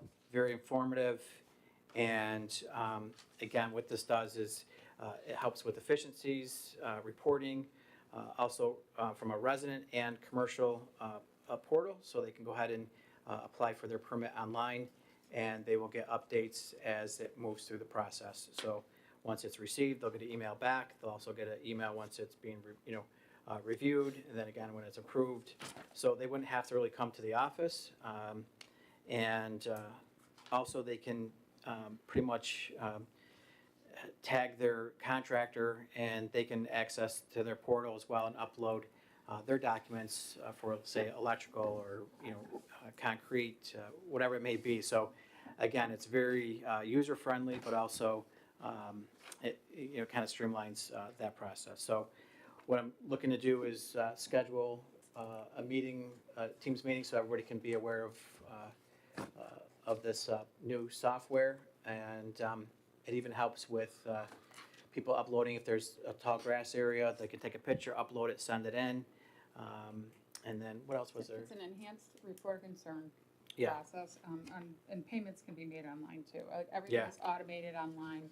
And the resident side, they have, like you said, their portal where they can keep track of the work that's being done. They can see what neighbors are doing. It'll reduce FOIL work, because if people are asking like, what's going on with this development, what's happening over here, they can go on to this portal and see what's happening with other properties as well. So really enhances the transparency, ease of use, efficiency. It's a great product. And George, you said you spoke with the municipality that's using this product? Okay. Do you remember which municipality it was? Okay. Yep. And they were pleased with it, right? Okay. Great. Thanks, John. Have a good night. What about when you get somebody that, like, you get them, a lot, but they come in and they want their permit like right then? Yeah, well, there's a process, right, George? I mean, you got to review it. You got to, you know what I mean? And they have to So. get their, insurances or comp things and contractors or. Well, it automates that process so they can upload all that information right there on their end. So, I mean, that in and of itself will speed up the process. They don't have to come here present that information, have their contractor collect that information and come present it. So, you know, just the whole process will expedite, you know, the permit. Whatever they do in person, they can do it there. Right, they can do it Yeah. online and, you know, and then George logs in, reviews the information, he can approve it right there online and, Or if there's something missing, you could, or he you can know. contact them, tell them what's needed. It's all done through this software, so, I mean, really it can be done with ease anytime, yeah. yeah, so again, so they say. But it is something worth entertaining. I just want to advise the board that you might see an invite. If you want to attend, go ahead, you're not obligated to, but if you want to learn more about this, because it'd be something that it would probably entail a contract. So it might be, right now they're saying 3-year or 5-year, but I'd like to at least test it for a year, see if they're willing to do a year contract, and then go from there. That's right. So that'll be coming forward. Next, the MRB group, I sent you all the information prior to last meeting. This is the grant writing and economic development firm. They help with all the grant writings for DRI, parks, recs, highway, PD. Whitestown uses them. They can't speak highly enough about them. It's not a contract. It is something we can set a limit. I think for this year, I'd like to set a limit of 15,000 for grant writing. And there's going to be a couple other items after this. And I do have budget transfer items to associate the support of the financial end of it. So, Herb, I don't think we need a motion to, because it's just a professional service. Next is the door out front. I know we talked about this, Councilman Latini, you were involved in this as well at the beginning of the year. And we did a lot of work in mold remediation in the assessor's office, and we're just waiting on the door to come in. Is that correct, Rick? Yes. Okay. So in doing so, they did provide their opinion, and I think Shannon put it with, yeah, it's on the back part. It's BB Construction proposal, and that's for the awning protecting the door unit itself. Their recommendation is that we do install that as it will protect the work that they're doing in terms of the door and the concrete. Again, this was based on the emergency use due to the mold in the front entrance, and this is the total of this proposal is $22,700. There's an agreement here. It is, as you see, it work to occur first shift. The canopy is 9 foot wide. You see it in the back of it? I don't think I have it. It's the second part of this packet right here, that Shannon dropped off late. Oh, so there was a presentation. That's in the front end. Yep. So, anyways, we have the money to pay for this as well. BB, gotcha. And a transfer. So, any questions on this emergency second phase of the repair for the door? We're gonna fix it, let's fix it right. Right, I agree. Okay. John, yours is, did you see it's right underneath the one? Yeah. Oh, that's It's okay. I thought it was yours. This excludes architect fees. Is that something that we need to work on to get drawings? What's that? Architectural drawings or anything? Excludes architect fees. So which one are we looking at, guys? The BB? Right I there. mean, Oh, we just have to pick out something? This one will go with. Which one? Oh, the one on top? No, the one at the bottom, the orange, The orange building. Okay, the gotcha, orange building. gotcha. That's metal framed? yes. Yes. And the roof matches the other. Well, I green think roof it's in the building. the only way to go because you can't put canvas awning out there, it'll rip it apart with the wind. The wins. Yep. I mean, right, Rick? I mean, we got problems trying to keep flags up there, they get torn apart. Do we need architect drawings, George? Yes? Unless you Yes. have, right? architect drawings are just drawings, like, According to New York State education law, anything that deals with this building, you need architectural staff. So, we'll, probably get the, if we, That option will give, I believe will give us that. Yeah, the 2,800, it looks like, yeah. okay, 2818. all right. All right. So, You need a motion? yeah, on the A motion. motions. Okay. Motion by Councilman Latini, second. I'll second. Second by Councilman Prestera. Any further discussion? Okay, clerk, if you can call for a roll. Councilman Matheny? Aye. Councilman Prestera? Aye. Councilman Reynolds? Aye. Councilman Tian? Aye. Supervisor Messa? Aye. All in favor? That's done. All right, on my second half. America 250 celebration. This year marks 250 years. We are getting banners from the county, no charge. I've been in conversation with the county as it relates to the celebration. They do have a commission. I've also like to propose fireworks in the park to recognize this celebration. I did speak with both New Hartford Police Chief and New Hartford Fire Chief as it pertains to any concerns or issues. In years past, we've had fireworks in the town of New Hartford, and they both, I don't want to speak for the chief, but they both are very excited about having this and don't see any concerns with that. Also would like to see food trucks, vendors, something that the board can decide whether we want to charge a fee or not for that. We can talk about that in a minute. We have 60 days to pull this all together. I did speak today with the New Hartford School Superintendent as it relates to school buses as an option, and also looking at a place to have off-site parking and utilizing the buses to transport folks to and from the park to alleviate on some congestion up there. So it is thought out. More work has to be done in order to, again, have this community event. I think it's important to folks that are still here. It's the only one that's available was the Sunday, July 5th date.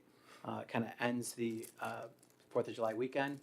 I think it should be well attended, and for folks that aren't going to camps or being able to see fireworks elsewhere, they'll be able to see it in our town park. So I had the town attorney review the contract. He has some concerns, and that's something we can work with the provider of the fireworks and see if there's something back and forth we can do. So ideally, I mean, we can't approve the contract based on how it's written tonight, but I'll work very closely. We may have to call another special meeting anyways this month, so hopefully we'll be able to get that back in front of you guys again. So basically just want to poll the board if they're something that they're interested in us participating in for our community to have fireworks for the celebration. I don't want to have her do all this time and energy into this contract if we're not want to approve this. Well, I know that there, you mentioned, you talked about the superintendent, and I know Rick knows this too, that they've already started putting signs up at, for volunteers at our bus garage for this actual event, for volunteer bus drivers. For, You know, they're out, they already, right, Rick, they That's posted it. Memorial Day Parade. Well, that's for Memorial Day? Yes. Oh, I thought it was for the 4th, okay. Memorial Day Parade. We haven't had the fireworks in quite a few years, and I'd like to see it come back. It was always very, very well attended. It's kind of, I think it's great, this is a perfect year to start it. Yeah, 100%. it's a great idea. Yep, it's 250 years celebration, Yeah. so. Jim, does the Yandas still do theirs? Or? Yes, they always do theirs on the 4th, Fourth, so we okay, so wouldn't, we'll be right we wouldn't after. be competing, which is nice too, so yeah. I just, yeah, and there's some places that I think sometimes, it's a great idea. okay, Do you good. need a motion, or what do you need? Well, I think we'll have to table this to, we get the contract worked over with, Yeah, he's gotta figure out the contract. There's Make a some motion, we table it, awaiting lawyer's review. Okay, so we have a motion to table from Councilman Reynolds, I'll second. second by Councilman Latini. Any further discussion? So Jim, getting to, you made a good point about the vendors. Yeah. Are we still have no fees in place? I mean, is that something that we set a local law with? I don't know if we did that just for special events, like Yeah. What is walks that? and things like that. Do you remember we did, Yeah, we waived no it fees, yeah, we We waived. did no fees, just for right? the events, I right? thought we did it for. All over? No, Yeah. it's for everything, no fees. For everything. Okay, so good, we don't have to worry about that. So Right. We're good. I was just, I just Yeah, figured yeah, I'd it's bring good. it up. No. Just insurance coverage. Right, they have to come in and do the permit with the clerk's Gotcha. office. County health, all those things. Yep. Okay, that makes it even, but you have a, Back to the 250th banners, yes, they come with brackets. they do come with the hardware, yep. And if the board will give me a list of where you want these placed at some point, Okay. we'll do it the same way we're doing the veterans banners as well. So when the county reached out, they did provide some areas. Okay. We could do that. Also, I'd like to see, if we do this, I'd like to see some in the park if possible, if there's, or along that way. And also, Councilman Reynolds mentioned too, if there's possibility of maybe having some in the village too, because we do the Memorial Day Parade, and I think it would be a nice. Great idea. Hey, Rick, can you addition. put one in front of my house? No. All right. Chief So Fontaine wants one, right, Ryan? Come on. No thanks. Next item. next item. All right, so Do we need a roll call? we on do, the sorry, motion to yes. table? So this is a roll call for the motion to table the fireworks display for contract changes for the town attorney. Yep. Councilman Latini? Aye. Councilman Prestera? Aye. Councilman Tian? Aye. Councilman Reynolds? Aye. Supervisor Messa? Aye. All in favor? And we don't have a resolution for the 250 flags? No, they're coming, what do you mean for, they're We coming don't free? need a resolution? No, No. no, they're free. I don't know if I missed that. Yeah, no, it's okay. Next is just the budget transfers, and these are to accommodate some of the items that we talked about. So first was, we approved the increase in the supervisor's salary, and we took it from the Medical medical. insurance, Yeah, where do we see that on here? second one. Second one, okay. So it's budget adjustment from A 90600-80, hospital medical insurance, to A 12200-10, an amount of $10,903.83. I'll need a motion for that. So moved. Motion by Councilman Reynolds, Second. second by Councilman Tehan. Any questions? Yeah, where's the money moving from? Here's a separate sheet. This is separate Separate sheet there. has all the, it's right next to the Bonadeo financial. Going from hospital and medical insurance. Okay. So when we have our Here's the picture. tablets, we'll be able to do this a lot easier. Okay. So yeah, so that's where it's coming from. Okay. So gotcha. we have a motion, a second. Any further discussion? If not, clerk, if you call for a roll. Supervisor Messa? Aye. Councilman Reynolds? Yeah. Aye. Councilman Prestera? Aye. Councilman Tian? Aye. Councilman Latini? Aye. All in favor? Okay. Next, we are moving to $21,618 from Code Supervisor B80100-19 to Zoning and Codes Office Assistant B80100-13. Again, the number was $21,800. Is it $618.00. So basically, George, what it's doing is making your codes officer more money than what it is now. So we need to fill that position, so it gives it a little bit more, because I think it's But only, the position is not there yet. well, we don't have an applicant, yeah. Yeah, that's what I'm saying. Yeah, yeah. The position is there, we don't have somebody to fill it. Correct. So that's when we had the 3 applicants, but none of them qualified, correct? That's so far, right. A motion to approve. Second. Okay, motion by Councilman Tehan, second by Councilman Reynolds. Any further discussion? Okay, clerk? Councilman Latini? Aye. Councilman Prestera? Aye. Councilman Reynolds? Aye. Councilman Tian? Aye. Supervisor Massa? Aye. All in favor? Okay, next was to fund the fireworks. So we're gonna take it from two funds, 7,500 from A 70200-40 Parks and Rec admin contractual. So I'll need a motion on, because I'll do these separate, right, Herb? Yep. Yeah, two different accounts. So moved. Okay, I'll second. all right. Motion by Reynolds, Councilman Reynolds for motion, and second by Councilman Latini. Any discussion? Okay, clerk, call for a roll. Councilman Tian?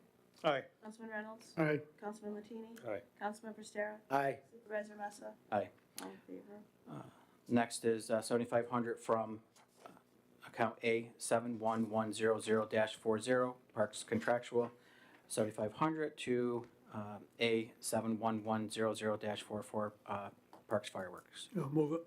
Motion by Councilman Second. Reynolds, second by Councilman Latini. Any discussion?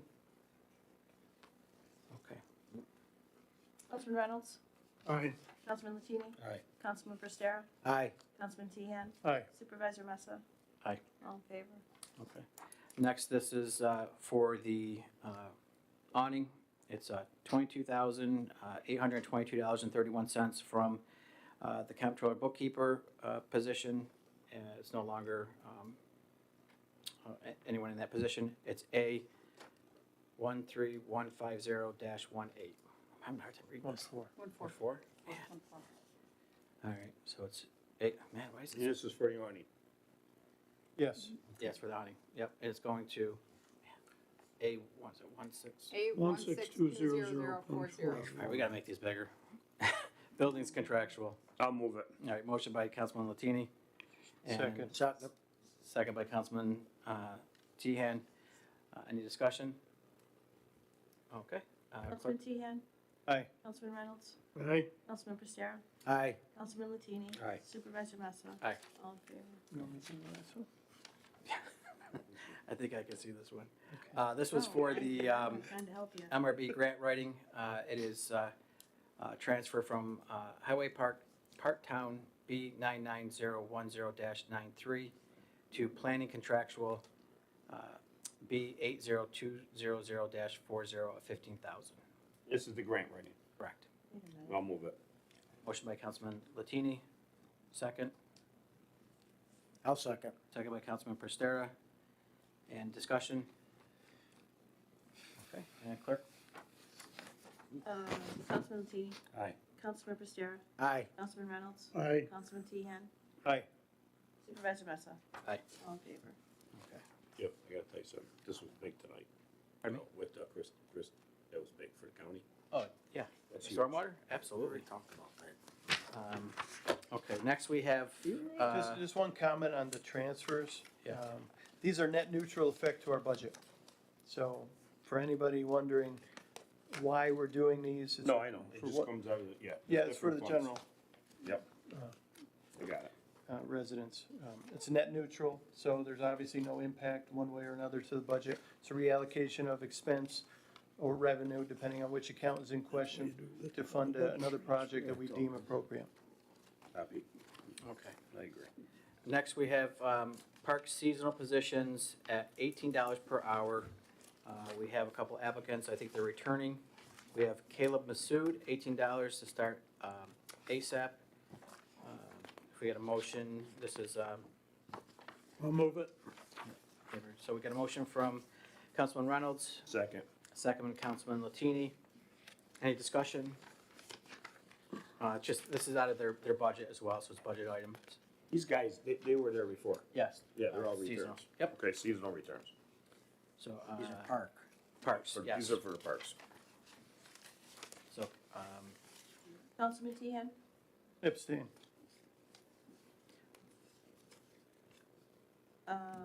Councilman Reynolds? Aye. Councilman Prestera? Aye. Councilman Latini? Aye. Supervisor Massa? aye. All right. And next we have Nicholas Masood at $18, also starting ASAP. And I'll move it. Councilman Reynolds motioned, second by Councilman Latini. Discussion? And clerk will call for a roll. Councilman Reynolds? Aye. Councilman Pacera? Aye. Councilman Latini? Aye. Councilman Tehan? Abstain. Supervisor Messa? Aye. Thank you. Okay. Next, we have Ethan Pope at $18 an hour, also starting ASAP seasonal position. We have a motion. I'll make a motion. Motion by Councilman Prestera, Second. second by Councilman Latini. Discussion? Okay. Clerk? Councilman Reynolds? Aye. Councilman Pacera? Aye. Councilman Latini? Aye. Councilman Tehan? Aye. Supervisor Messa? Aye. All in favor? Next, we have Rowan Gall at $18 an hour, starting ASAP, also seasonal. I'll move it. Motion by Councilman Latini, I'll second. second by Councilman Prestera. Any discussion? Okay, clerk, call for a roll. Councilman Pacera? Aye. Councilman Latini? Aye. Councilman Tehan? Aye. Councilman Reynolds? Aye. Supervisor Messa? Aye. All in favor? Okay. Then we have Nathan Button, $18 an hour, also starting ASAP, I'll move it. seasonal. Motion by Councilman Latini, Second. second by Councilman Tehan. Discussion? And clerk, call for a roll. Councilman Tehan? Aye. Councilman Reynolds? Aye. Councilman Pacera? Aye. Supervisor Messa? Aye. Councilman Latini? Aye. All in favor? Okay. Last one is Nicholas Parada, $18, ASAP seasonal. We have a motion. Nicholas Pratt, I don't see him on my sheet. You don't see it? Motion. You don't have a packet? I'm going by this. Oh, You have a packet, I think. It's- you have- it's- Oh, it's not a Maybe packet. you Yeah, don't. I got a packet. okay. Yep, It's on okay. here. Yeah, it just wasn't on the, Okay, you motioned it? I second. okay, motion by Councilman Tian, second by Councilman Latini. Any discussion? Okay. Councilman Tehan? Aye. Councilman Reynolds? Aye. Councilman Pacera? Aye. Councilman Latini? Aye. Supervisor Messa? Aye. All in favor? Okay. Herb, in that motion, we accepted this. Is that also approving me to sign the agreement? Yes. Okay. I'll sign that. Next, we had, we went out to RFP for IT quotes for the service maintenance agreement. Christine facilitated that, went through the process, answering the questions. And I don't know if you have that in the packet as well, or I'll let the, Review? the numbers that came in. I do. So 3 responded. We had MA Policy.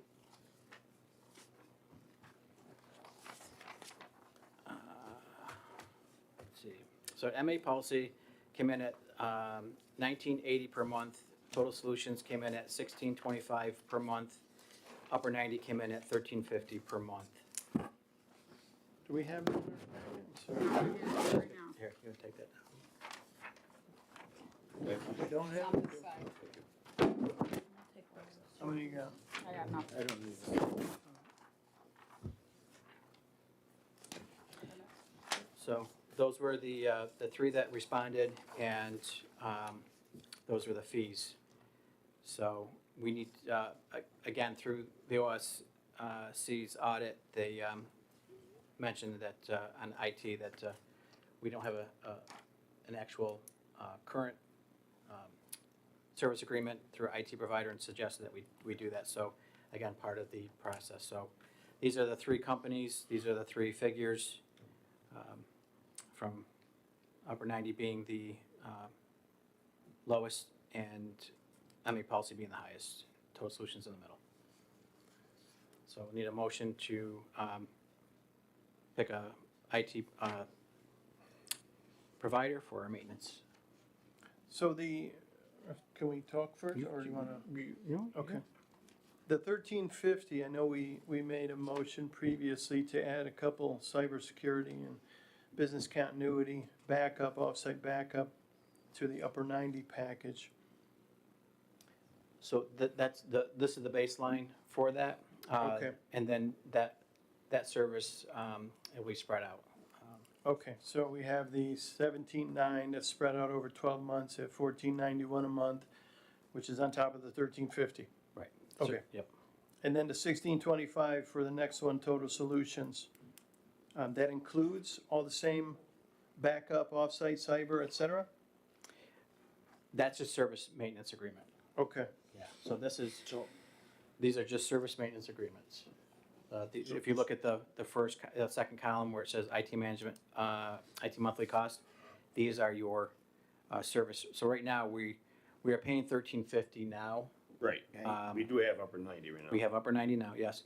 So prior to doing all, I think we had this RFP out there, and when we did get the presentation last month, he did state this would be their, his number, and he did come in with that at the RFP level, and the other companies came in at their other two numbers that you see there. So it's just a matter of picking a company that, and Herb, I don't know if you have to go with the lowest.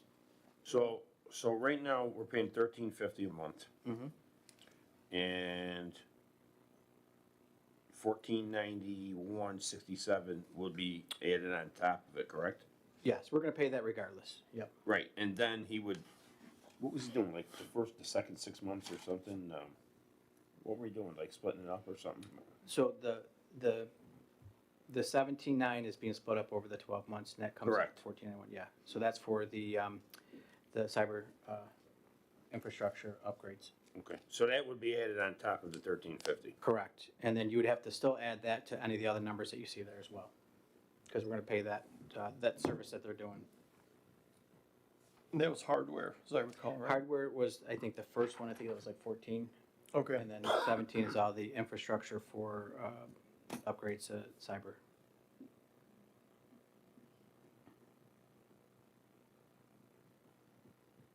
So it'd be $28.41 and change. 67. Was that the top, upper 90? Is that what you had together? Yep. Okay. So, Dave, let me ask you something. So, if you went with Total Solutions, you're just gonna pay a flat fee of $16.25? No, you'd add that 1,400 on top of that. You gotta still add the 14. Yeah, we got, that's okay. Copy. All right, now I understand. All right, so we still gotta add it on top The of it. 1491 gets added So by anyone. you're looking at 1350, 1625, and 1980. Those are the numbers you're essentially looking at. So where's the money for this? What budget's this coming out of? This is our contract, this is what we're paying this anyway, we're paying this. Yeah, we're paying the $13.50, but where's the extra 14? We talked about the last meeting, we got that covered out of other funds for IT. What funds? Which ones we taking out of? We already talked about this last meeting. Well, I don't remember. Refresh my memory, so I know. You just covered it. Christina she sat there at the last meeting, told you where they're coming from. Okay. We voted on that already. We're already Okay. paying that, so. Yep, I got you, Jim. I got you. All right. I don't. Right now, again, we need to pick a IT provider for our service maintenance agreement. If you want to wait, we can wait. I mean, If you want to look at the bottom for the evaluation, part of the RFP criteria, that'll give you an idea of what each brings to the table. That's what I'm looking at. Upper 90's been with us for several years, so they're familiar, there's a level of familiarity. They are the most cost-effective, and they understand the product and the work they're going to be doing here. They all would have had the opportunity to come in and present, am I right? when we do RFP, that the opportunity is, they provide us their, Yeah, but upper 90 gave us a little, Well, that was for the 1491. okay, Yeah. okay, That okay, was not for this. okay. I don't have a problem with staying with upper 90. Were these pretty much apples to apples in terms of the proposals that they provided? Everybody was asked to provide the exact information. Okay. All right. So I see it on the executive summary, there's a different level of detail for each of the three. On the proposals, that's, yeah, What's that? right? that's right here. Oh. Yep.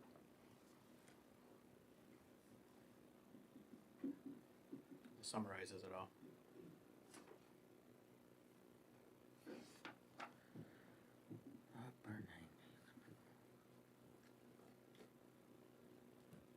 If you read the executive summary, it'll give you In the a good front. idea of what it all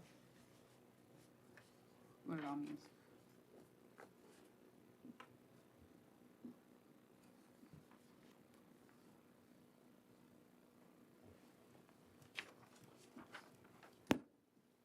we don't have the actual proposals, right, guys?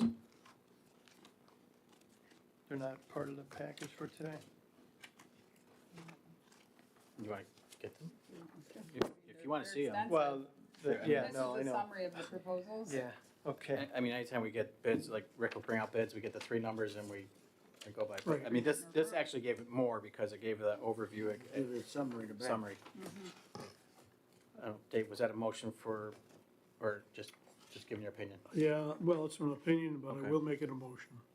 Okay, so a motion to use upper 90 for our service maintenance agreement by Councilman Reynolds, I'll second it, Jim. second by Councilman Latini. Any further discussion? I call for a roll. Councilman Latini? Aye. Councilman Tian? Aye. Councilman Reynolds? Aye. Councilman Pistow? Aye. Supervisor Messa? Aye. All in favor? I remember. And we'll probably look at this again in 1 year as well. Yeah, I remember. No, I added it all up. Okay. It's annually. Yeah, it tells you the annual numbers right Yep. in that column, third column. All right. So lastly, the newsletter. Everybody probably received those in the mail. I just want to comment on that. We've heard nothing but positive feedback from the community. I think we all should be proud of. I think it's great, by the way. Thank Good job, Christine. Thank you. Yeah, Christine did a. Actually took a copy tonight, again, when I came in. Gonna put it on your fridge? Yeah, Okay, good. I got one home. A lot of work went into, as Councilman Tian mentioned, the first 100 days. We all had a role in this first 100 days plus. So hats off to the board, the clerk's office, town attorney. Again, a lot of progress. Some of the comments I just want to read. Some were just saying professional, informative. I'll read an email too, which is I thought was really just a kind of a testament to what we're doing. So I'll find it in a minute. But bear with me.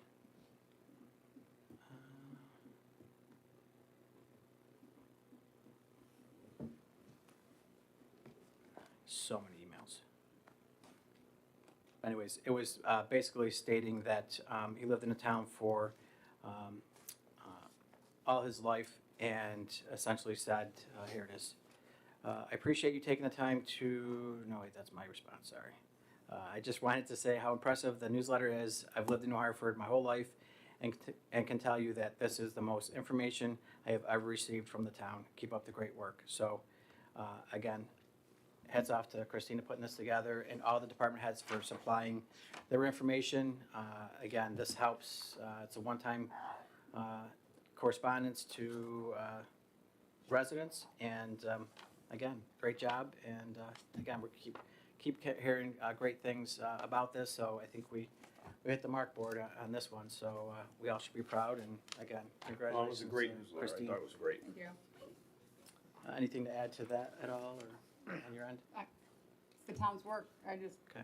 put the story together, so. All right. All right, gentlemen, I concluded mine in an hour and 20 minutes. All right. 20 minutes. I- Like a time.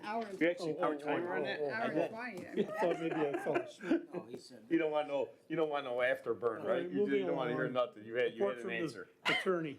You had an answer for it. Yep. So, with that, Herb, do you mind if we just skip to yours till after? I think that's a great idea. Okay. We'll end with town attorney. So next we have reports of town departments. We have town clerk, Michelle Moran. Okay, so mine's gonna be way quicker than an hour and 20. I have a monthly clerk's report wherein the clerk's office took in a total of $18,712.57. Of that, the local shares remitted to Christina for the town were $18,406.07. The overage there is a check to New York State Egg and Markets for our dog licenses, $104, and then there was a check to the New York State Department of Health for marriage licenses in the amount of $202.50. That's that. The Discover Card merchant settlement claim, I'm not prepared, unfortunately, at this time to talk about. I got an email from them saying there's some, Class action or class something? action suit, so I don't even know if it's something we wanna look into. We don't take a lot of the Discover cards, so I can't imagine it would amount to anything too much, but I will get that email and forward it to you in the next couple of days. And then not lastly, but, volunteer shelter contributions on dog license renewals. You should all have, in here, so we have a monthly clerks meeting with all the clerks from New York State, and it was while I was out, but I did watch the tape of the meeting, and it was new to me. I hadn't heard about it before, so I appreciate them covering this. There was an update to the law effective in December of 2025. Section 109 of the Ag and Markets Law amended it to basically state that our application for a dog license renewal is mandated to have a section where the resident can opt to give a donation to the shelter of record. And it's mandatory to be on that form, and basically what it states in the law is that the application shall include space where an owner may elect to make a contribution in support of the pound or shelter managed by the municipality where the owner resides, or any organization which is contracted by such municipality to provide animal shelter services. The space for contribution shall be clearly marked and distinct with bold lettering or on a separate page to make clear that it's voluntary contribution and not a part of the license fee. So what happens is somebody wants to make a contribution here in New Hartford, that gets put on a separate line item, it gets reported to Christina monthly, and then it gets turned over to a very specific account annually to be used for shelter purposes. My question is, all the municipalities that we contract with are also gonna have to add this to their license. And I don't know the framework for how we're going to institute that they turn those contributions over to us monthly. And, or if they have to, if it has to be annually, monthly, how we're gonna know that someone contributed to a Kirkland dog license, per se. Would that be more, would it be easier to do it annually or every, like? I get what you're saying, it makes sense. We have to look into it. I know it's very specific Yeah, that the donations we take need to be turned over monthly. Right. Yeah, So I'm assuming So we theirs do do- as well. yeah, every monthly, so we'd Yeah, have I'll look to, into it. yeah. And So I just, don't know if it's addendum to each of their contracts. It should be. yeah, yep. That's and you said you learned that from your meeting? I'm sorry, You learned that from your meeting? yeah. Yeah.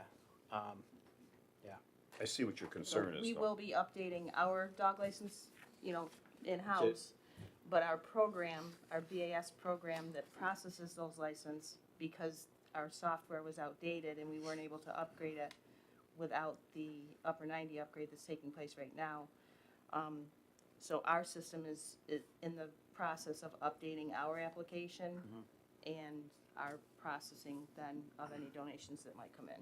So we're in works with that. I see what your concern is, because you don't know if they're gonna be able to keep up with it, like somebody like Kirkland or whatever, is that what you're thinking? Not that they're gonna be able to keep up with it, I wanna know what avenue we're gonna Yeah. use to, enforce it.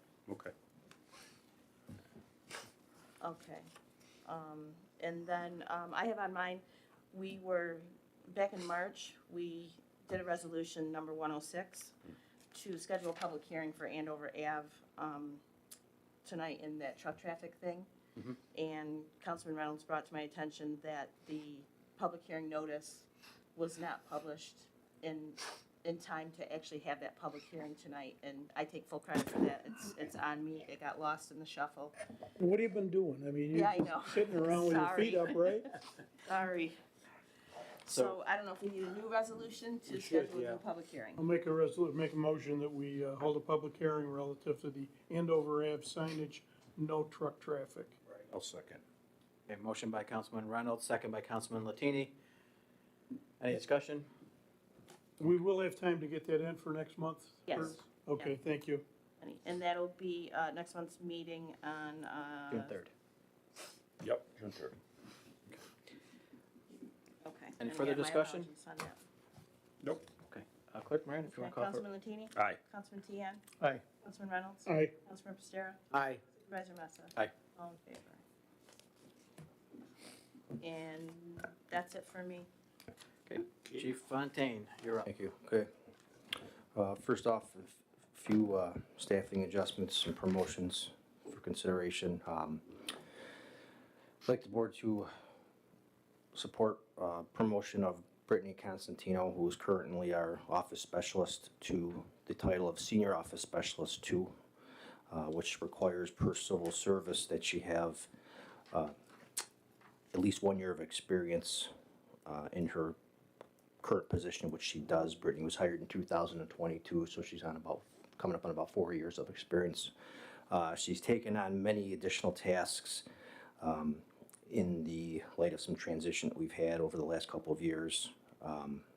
She's recently passed her state notary test, so she's a notary if anybody needs one. We found the need for that internally on some documents that were required to file electronically with the courts when we deal with extreme risk protection orders. That's where it kind of started from. We needed to have a notary. So I supported her taking the exam, and she just recently passed. She's also maintained her DCJS and CJIS, which is Criminal Justice Information Systems clearance, to access pretty much everything that a sworn law enforcement officer can access to assist us. So among the whole other litany of duties, she does qualify for the promotion per civil service. And with that, I'd recommend that we adjust her salary to from $23.34 to $26.09 an hour. I have a associated budget transfer request for that, which will be budget neutral. We'll be taking it from a position that's currently vacant that I hope to fill later in the year, but with less hours. So it's a neutral I'll move it. Okay, I'll so we have a second. Motion by Councilman Reynolds, second by Councilman Latini. Discussion? Okay, at the discussion, we'll do the transfer right after this one for that. Okay. Clerk Moran, if you call for a roll, please. Councilman Pistera? Aye. Councilman Reynolds? Aye. Councilman Tian? Aye. Councilman Latini? Aye. Supervisor Massa? Aye. All in favor? Want to do the transfer next? The budget transfer associated with that will be $5,000 from BP 3120.113 into BP 3120.112. What was the first one again, Ron? 113, it's coming from 113 and going into BP 3120.112. Okay. 5,000 even. Yes. So we have a motion. A motion. Motion by Councilman Latini, second. I'll second. Second by Councilman Prestera. Discussion? Okay. Clerk Moran for a roll, please. Councilman Reynolds? Aye. Councilman Tian? Aye. Councilman Pistera? Aye. Councilman Latini? Aye. Supervisor Massa? Aye. All in favor? And I spoke to Supervisor Messa on this recently, and just to give her an accolade, she's done a tremendous job and really picked up a lot, and she's a true asset. So she's someone I can see be a tremendous asset for the town on a long-term basis to manage a lot that goes on up there. Yeah. So, thank you. It's great to see, somebody like her that's kind of from where she started and where Yes. she's grown now, and all the knowledge. It's not an easy position. We know that, No, right? I mean, no, like there's a lot of technical things to it. There's a lot of legal things to it, and everything I've asked her, there's a lot of financial things to it. Everything that I've asked her to assist us with, she's figured it out. Yeah, so also, for the rest of the board too, we kind of discussed, we did discuss with the chief. So with Christina and Brittany, they might do some overlapping in terms of coverage in a pinch or so. Because Brittany does have admin's experience and, as Chief said, the financial stuff. So, but in a pinch, we might be able to utilize both as some cross-training, so internally, so we have some backup. Yeah, Great vision. Great vision, guys. Somebody's out or sick or something unexpected. Good. Next item is, I'd like to offer Officer Eric Capelli to be promoted to the rank of sergeant. Effective date would be pending final approval by civil service. That also would be budget neutral. Current makeup operationally is if there's not a sergeant on duty, the senior officer, unless I designate someone else, receives that differential of officer in charge pay. So that differential could get spread out amongst several different people. But in the end of the day, we still have to pay it, and that's a PBA contract item. This would allow us to designate and, for the most part, eliminate the officer in charge stipend and basically put it on one person who's then the designated supervisor. So we don't run in situations where we don't have a designated supervisor on a shift. And that's a liability concern. You know, the officer in charge stipend is appropriate, but you know that they field initial lower level matters. They might make a phone call to a superior on off hours if they're the OIC, but it doesn't truly replace the responsibility. So it does leave us a little bit exposed as opposed to having an actually designated sergeant on. So with the addition of that sergeant to our group of current sergeants, we can solidify that coverage, if you will. I'll move it. I'll second. Okay, we have a motion by Councilman Reynolds, second by Councilman Latini. Any discussion? Okay, Clerk Moran, if you call for a roll, please. Councilman Latini? Aye. Councilman Tian? Aye. Councilman Reynolds? Aye. Councilman Prestera? Aye. Supervisor Massa? Aye. All in favor?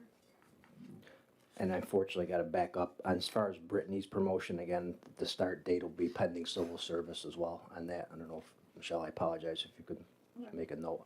But, you know, the requires sometimes some back and forth paperwork and documents and things of that nature, so.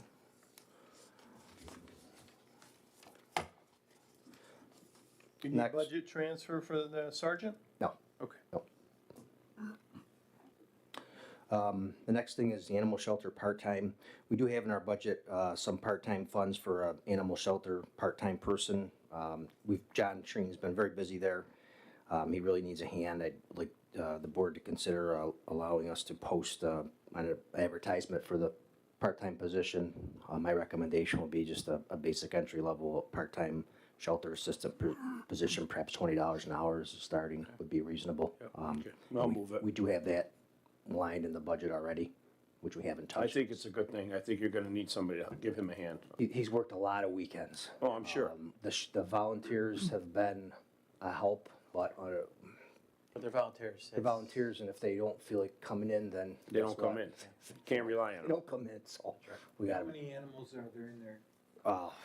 right now, I think we have 3 or 4 in there right now, but Okay, it's been hovering around half a dozen. We have an ebb and flow in and out. Good.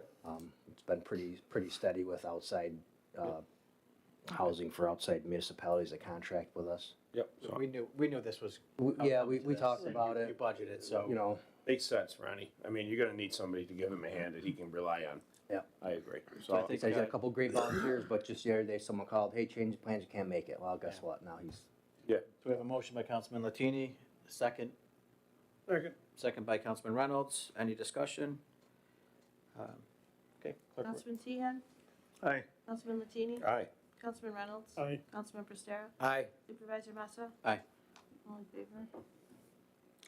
next item is the monthly police department activity report. So I've been working with the Mohawk Valley Crime Analysis Center to revamp our monthly reporting. I send the report out, a couple different versions of the report to Jim and Christina. If we can't display it tonight, that's fine, because I've noticed a few things we wanna fine tune in how we release it. My intent was to have one report that we provide here to the board and then one that went out to the town crier, but I think we're gonna have to condense what I can still provide the monthly that they've created, although I have to make a couple additions to it. I'll still provide that to the board, but we're gonna have to pare it down a little bit for town crier. It's too expansive. They did a really great job, but they got into, so we probably need a page of our own. Right. So I think I'm gonna take some summary data for them. I still can provide the board the full report for your review on a monthly. They'll run it for us every month. Yep. So, That's good. if you didn't get it, I'll send the full report out in the morning. I know I sent it to you, but then we had a couple different versions and back and forth that we were, and then just today I realized that I'm like, this isn't gonna fit on the page, so we gotta. All right.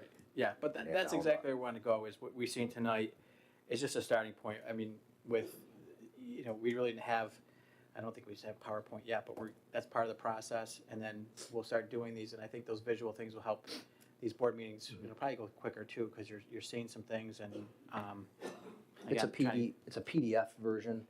That's how they sent it to me. We could do PDF, Okay. yep. And they also told me, which is nice, at the end of the year, what they'll do is they can do a whole year recap, and then they can compare years. So after we do a year of it, we could say, like, say at the end of 27, we could say, hey, I want to see a total report for 26 and 27 to see what happened over the last 2 years, or whatever time frame you want to select. But it's all formulated. They have the program. They'll export it to me every month, and then I'll forward it here, but I'll still do that summary to Christine for Town Crier, because what they sent, if you looked at it, there's no way to fit all that in there. Yeah. You need like the last 3 or 4 pages of the Town Crier just for us. Okay, so that's that. Next item on the list, last year, we began to explore the opportunity to secure a second canine. We've had significant success with the first one. This one would be trained in tracking, patrol, handler protection, apprehension. That's a standard patrol training. And in particular, this one will be trained in narcotics.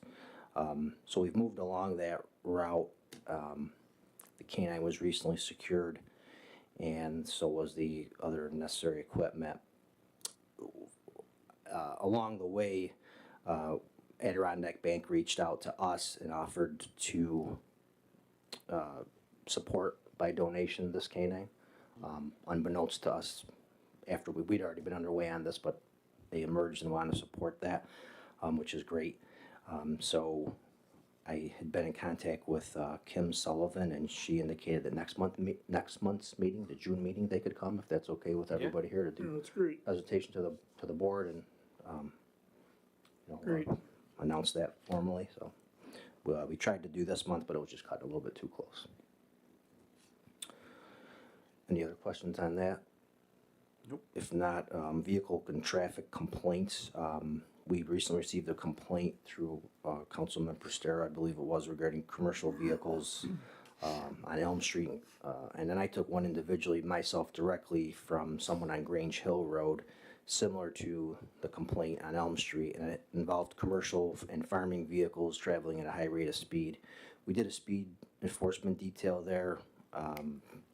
The commercial vehicles associated with the farm operation were noted as driving in the area, but were not found in any violation. We did have some other minor violations of regular passenger vehicles, but nothing out of the ordinary. So we handled that, and I think I sent out the report on that. We did a traffic study there a couple of years ago. Yeah. There is some amount of speed, but it's nothing out of the ordinary. And again, the initial complaint was those trucks, and that was found not to be. We didn't observe that condition while we were there. So. Okay. Thanks, Ron. Yep, no problem. Lastly, and I thank Michelle for adding this last minute, we were alerted to some paperwork that came in to the clerk's office requiring town supervisor's signature. It's in regards to the New York State Discovery Reform Grant. So once again this year we've qualified to receive funding.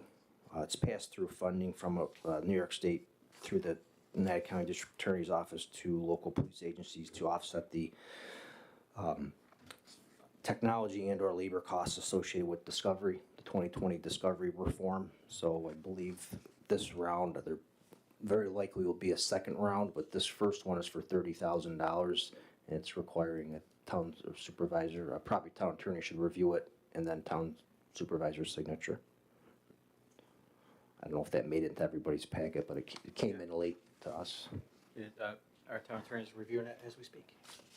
Okay. So we'll allow him to review that, and then we'll circle back around with that.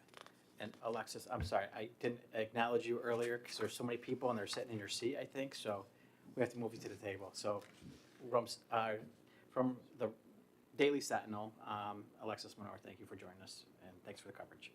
So, my apologies, but the room was packed. And you're quiet, so.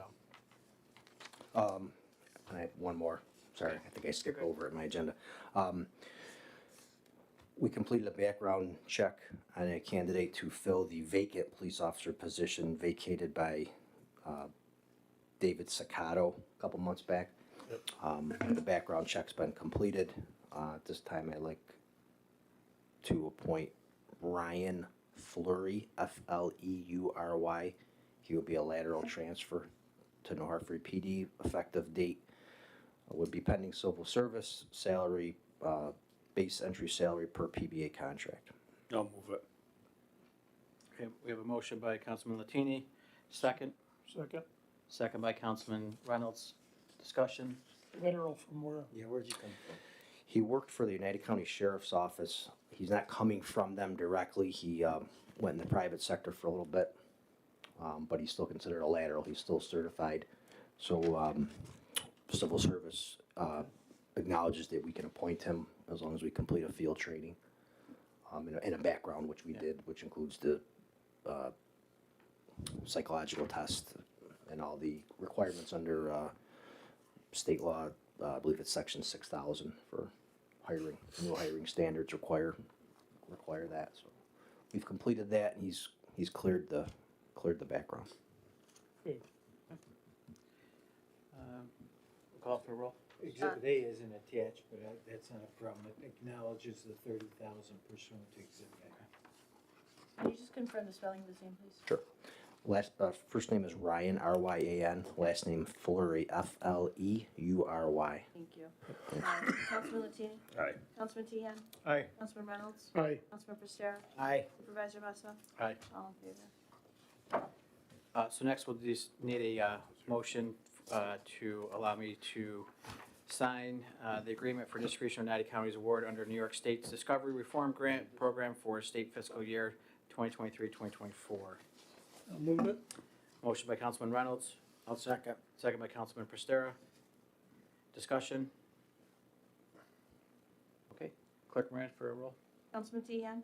Aye. Councilman Reynolds? Aye. Councilman Prestera? Aye. Councilman Latini? Aye. Supervisor Massa? Aye. All in favor?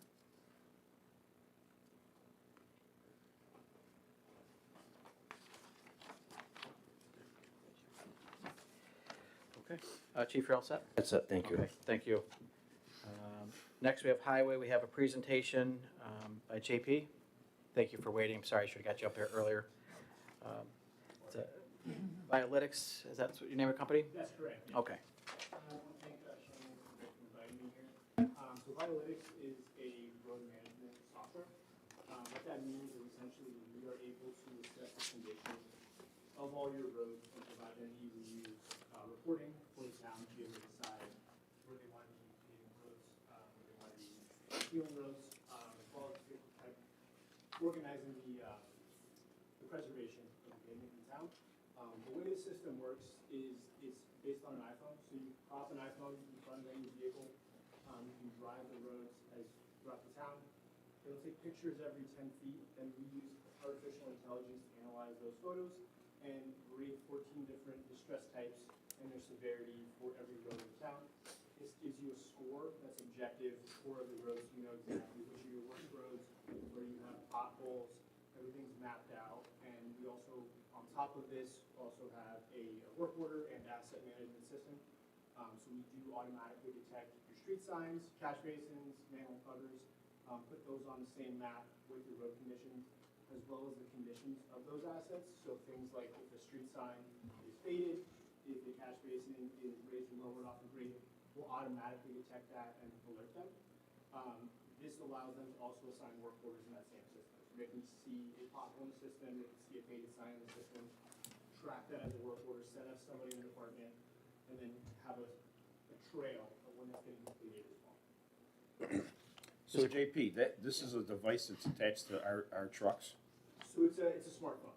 Okay, it goes right, What's that? it's attached to our vehicles. Correct.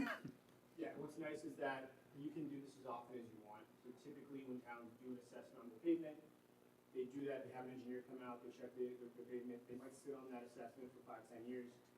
This year is not, you know, roads don't deteriorate linearly, so this allows you to have really up-to-date information on why you're paving the road, paving, and really be more efficient about the spend that you do for preserving roads. So, you said it's a work order. Now, if, say they have can they input themselves for independent things such as like a driveway pipe or something else? They can manually, so the highway superintendent can see that report or that work order, and then they can close it out, and then he can run a report each month to show the progress of particular projects. Yeah, so Okay. you can actually, there's a few different ways to create a work order. You can have somebody create from the computer, just in the office. You can have it with your smartphone, just snap a photo of something, drops a pin, creates a work order. You can add notes to that. You can have different categories of work orders if you want to have reporting at your council meetings for, you know, how many potholes were filled last month or whatever you have, whatever you like. You can have that all organized. Okay. That's detailed. And Rick, you had said, and you can answers too, Kirkland uses this? Kirkland has this presently. He's had it now for a few months, 6 months or so. Yeah. And it's doing a great job for Kirkland. The work orders is tremendous. Comes back to the supervisor and gives his work orders out, but at the same token, it gives us, when the job is completed, it gives us a report that that job is completed. Right. By our force. What's this attached to your software, Rick? It goes right to your software or to your computer? Yeah. So it's all web-based, so he'd be able to log in, or anybody else within the department, and see completed work orders, road conditions, save the photos as well, so you actually have a visual record of every road, every time of that. So what's the cost?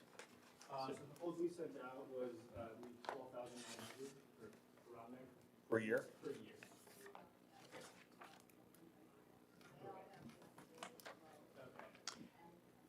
10,000 to 1688, and then a, It goes by miles.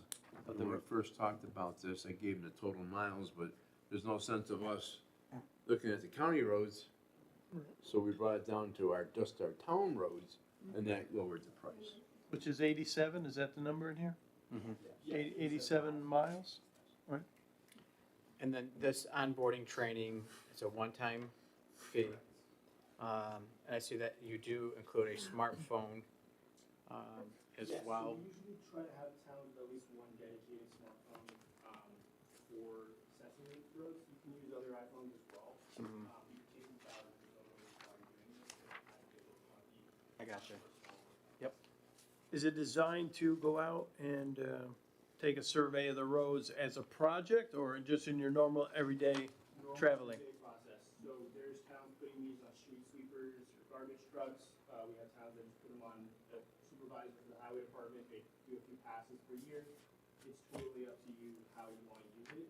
And what's nice is that you can track each road and how it's deteriorating every time you drive it. So you can have it monthly, weekly, annually, whatever.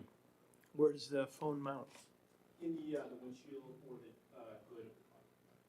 Yeah, kind of two options. So it could be outside. Yeah, outside tends to get a better photo, but it's a little more convenient to have it on the inside. All right. You supply the phone. Correct.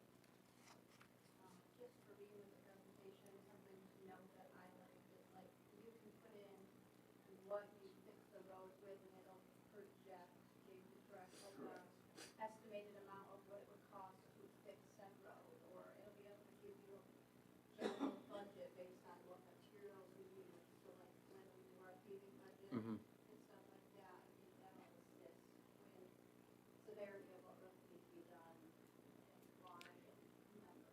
So it ranks those like, So there's a term called PCI, Pavement Condition Index. Okay. It's basically an objective scoring process for pavement, so depending on the stresses like traffic, potholes, you can get a score for every section of road. So we'll give you a list of every segment of road by its condition index. And then what she was mentioning is you're able to select out areas of roads that are maybe due for repaving. We'll measure the area of those roads and we can actually build in the treatments that you would put on those roads. So it's gonna be a full reclamation, repaving the entire road, it's gonna be crack sealing. Based on the area of road you select, we'll automatically calculate the price, and then that is saved on the section of road in the software. So you can actually see a history of each project you've done on each road. So JP, let me ask you something. Is this one phone, or do you have a phone for each one of our highway vehicles? So we're providing the one phone in this proposal, but anybody with a phone would also be able to download the app and use it. Gotcha.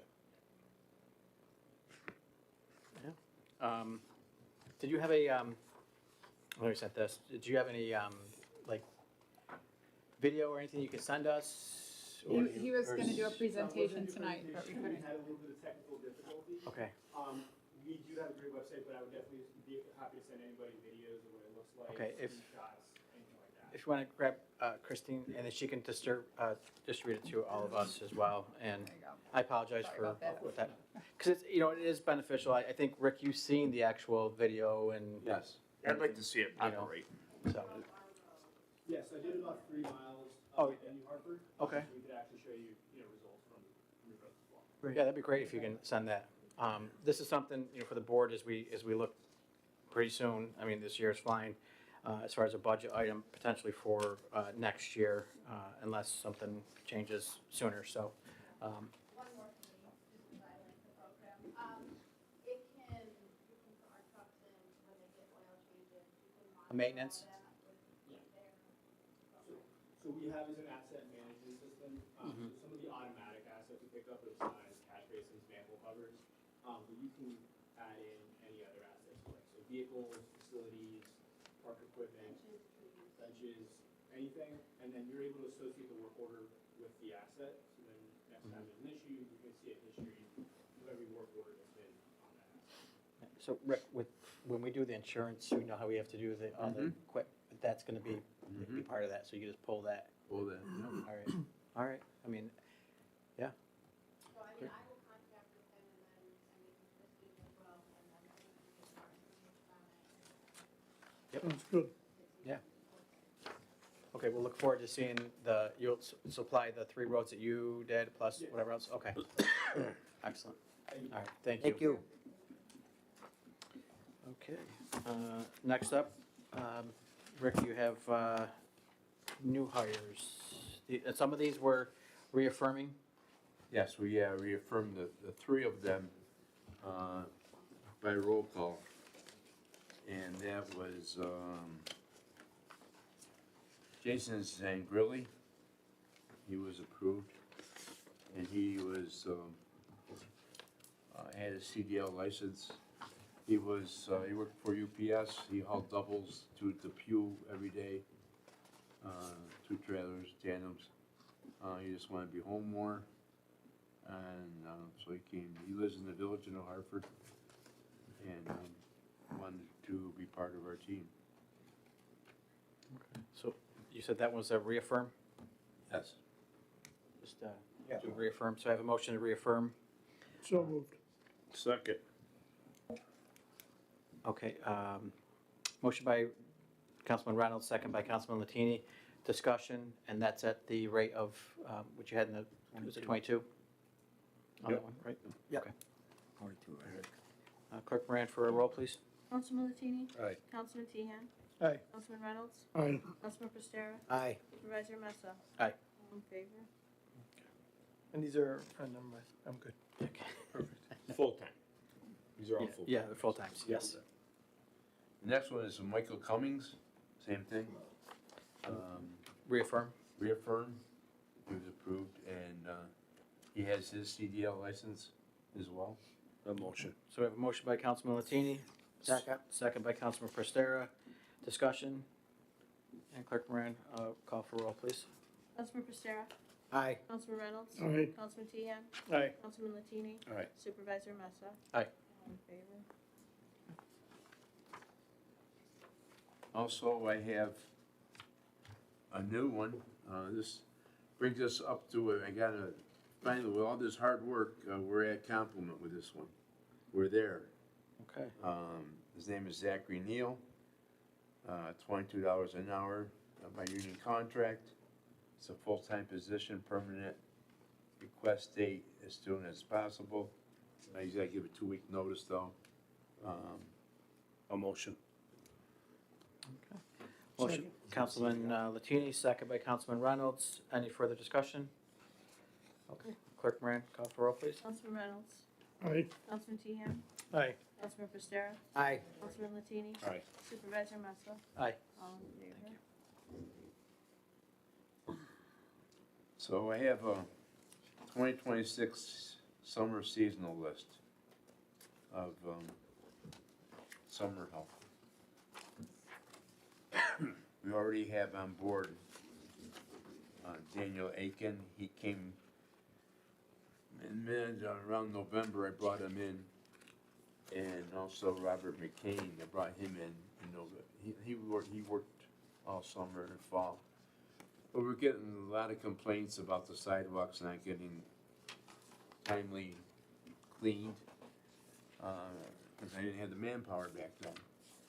So these two guys got into the snow blowers and were put on sidewalk duty to clean our sidewalks. This is summer help?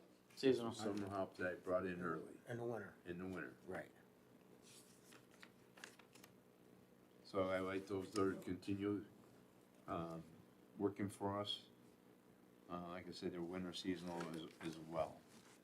That they are working with us, they've been right along with us as today. I'd like to keep them in the same position as summer seasonals. So they've already been hired, Right. we're just Extending them extending their time. Yeah, as seasonal. yes. As I recall, they were, I think, full-time hours, right? They were full-time hours, yeah. No benefits. No benefits. I saw them working and it was it's been a tough winter Oh, for bad winter. sidewalks. Yes, it And we're was. stuck with those sidewalks. But we had a lot of complaints, people use those sidewalks, Oh, I especially understand. Chapman Road. I know, Yeah, I I know. swear. I don't know if you gotta do each one individually. Yes. Who's your first one? Daniel Aiken. Daniel Aiken. I'll move it. Motion by Councilman Reynolds. Second. By Councilman Latini. Any further discussion? And call for roll. Councilman Reynolds. Aye. Councilman Prestera. Aye. Councilman Teehan. Aye. Councilman Latini. Aye. Supervisor Messa. Aye. All in favor? And we have Robert McCain, same thing. I'll move it. A motion by Councilman Reynolds. Second. By Councilman Latini. Discussion? Okay, clerk? Councilman Latini. Aye. Councilman Teehan. Aye. Councilman Reynolds. Aye. Councilman Prestera. Aye. Supervisor Messa. Aye. All in favor?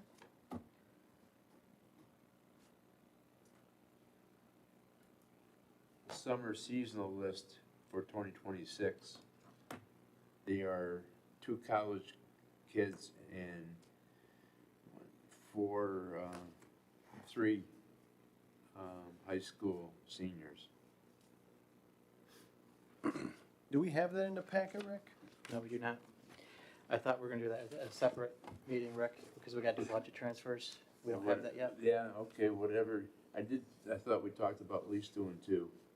We could do 2, college, because they'll be done. You're gonna be done next week. Yeah, we have the money for that We right have the now. money for that. These are in the seasonal account? Yes.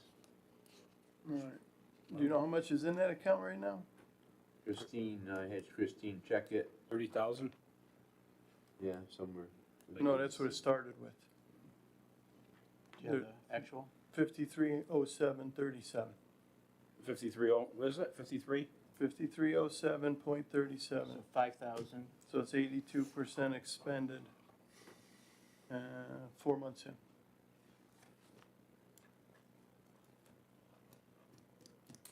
So,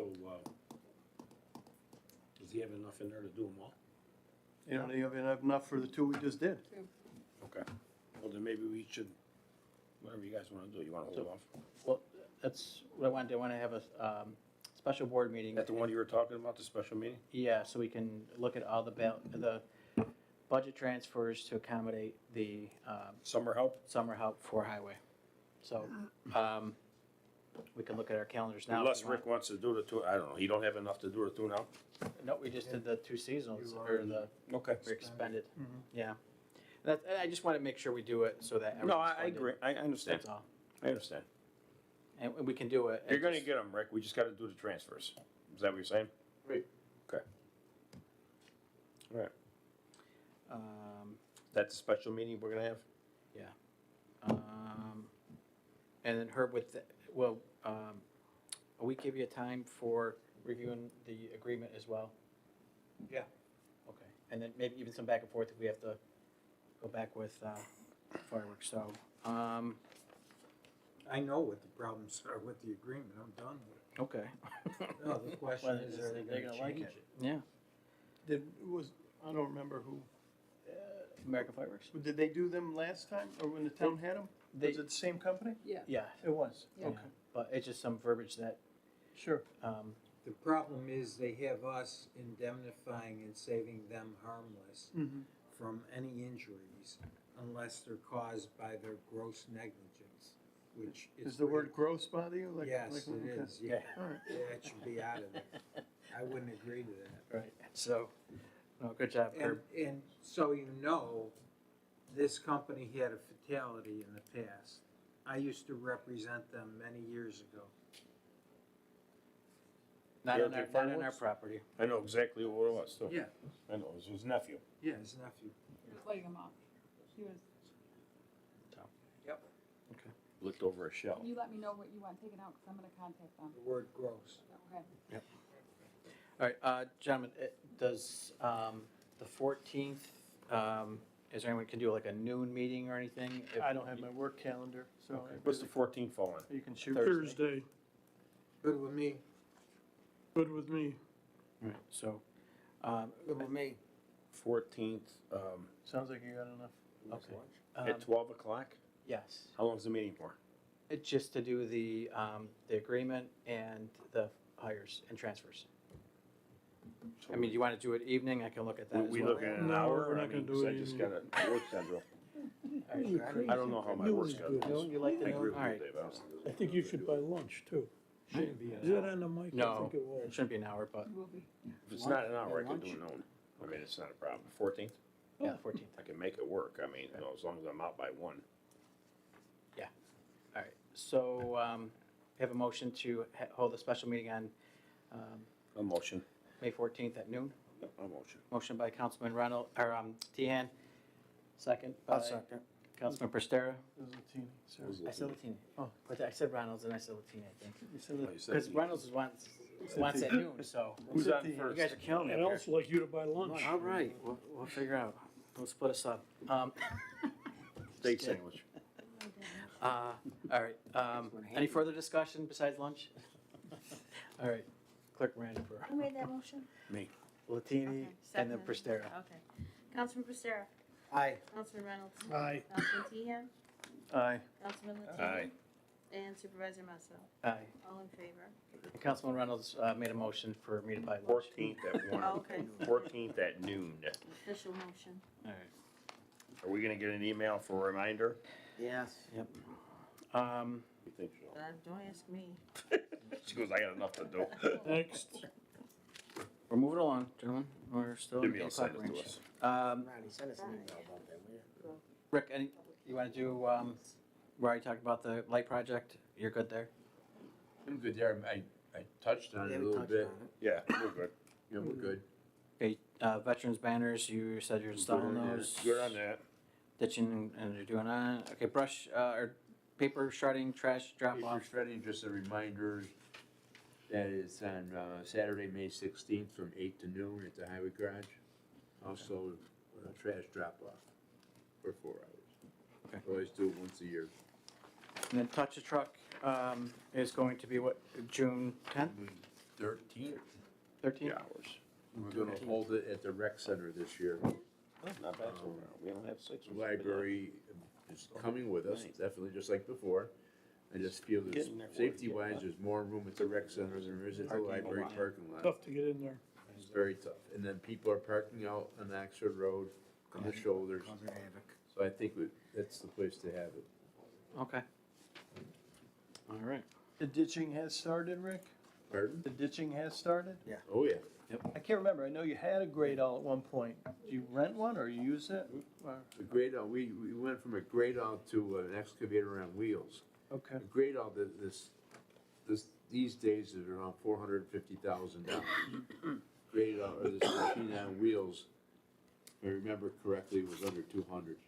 Okay. And it goes by itself down the road and does the ditching. I think Nice. it's in this four-wheel drive, so it can go get off the road if need be. That should help a lot with the stormwater. Exactly. A lot. Great.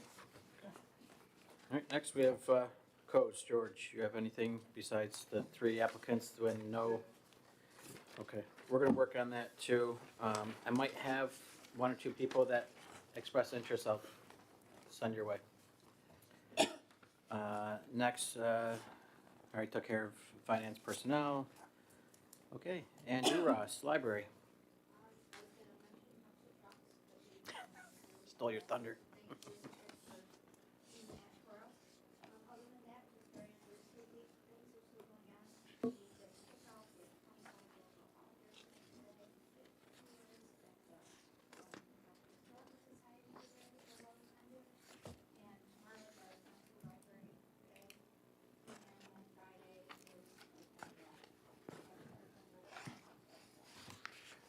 What time is the Friday wrap up?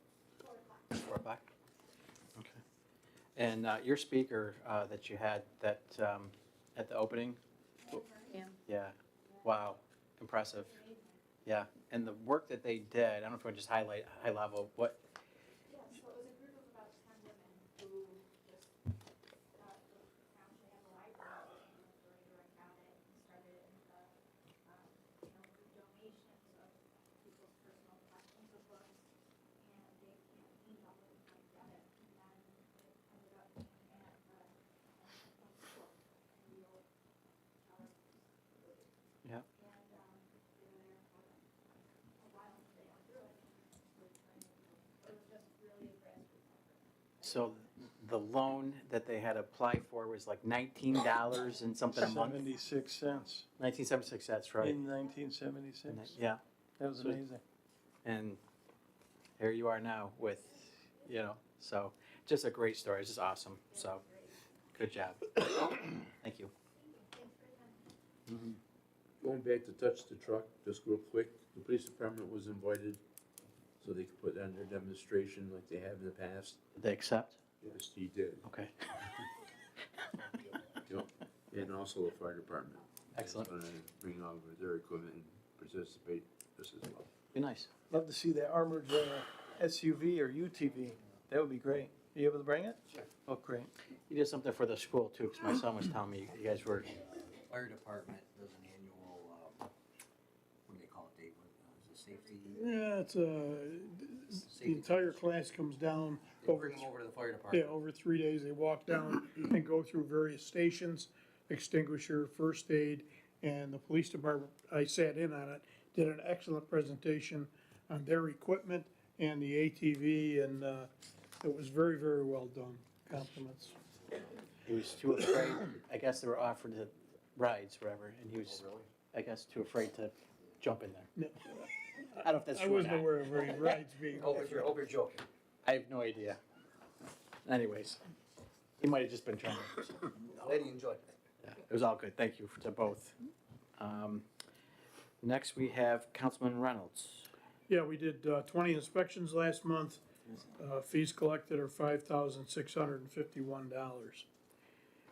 Also, I have a meeting the end of the month with DEC Forestry. I've had questions about all the downed trees in the Sherrillbrook Park forest, if you will. And it's come up, is that healthy? Is there a better way to manage that? Are there trees in there that we could harvest and actually sell? We certainly wouldn't want to harm the growth in there, but I think there's a way to manage it and make it better and clean up some of the dead stuff and allow for new growth and to keep that very viable. So as I say, I got a meeting, you got an email, I sent you the copy. Yes. With DEC Forestry on the 29th, I think it is, just to review what they would recommend. Also, and I'll pass these out quickly. You wanna cover? I'll tee it up, yeah. So Go ahead. during the campaign season, going door to door, a lot of people in our town has expressed interest in New Hartford having a senior center. So over the years, Councilman Reynolds has advocated for having, same thing, a senior center in, yeah, I think there's enough for Herb and everybody in the town as well. So with that, the Presbyterian home, as you know, closed, and they still operate medical daycare there, and they own the building and will be leasing out portions of that building, keep it in the same footprint. So I was speaking to the CEO there, and full disclosure, I work there, so I'm going to recuse myself from this. And in discussions, they have an activity room there that is vacant, and as they're looking for tenants, I contacted Councilman Reynolds. He met up there with the CEO, reviewed the room. I think he's familiar with anyways. It's a nice activities room that could be utilized for a senior center, as well as anything else for the town. So we're not limited to just senior. So we received, it was, I think yesterday, a price of, what is it? $200 a day, and then it's $5 for the meals that they would prep, and that would come from their PRC kitchen, and those would be hot meals. So again, something that we can review and consider. One of the. Would this be a contract? One of the things that I've been advocating for this for some time, and it's very, very difficult to find an appropriate place. There are certain amenities that you kind of want, and it's very difficult to find.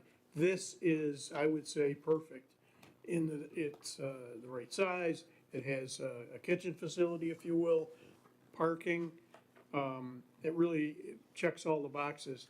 And we're looking to start something small, maybe 1 or 2 days a week with just meals, and then build from there.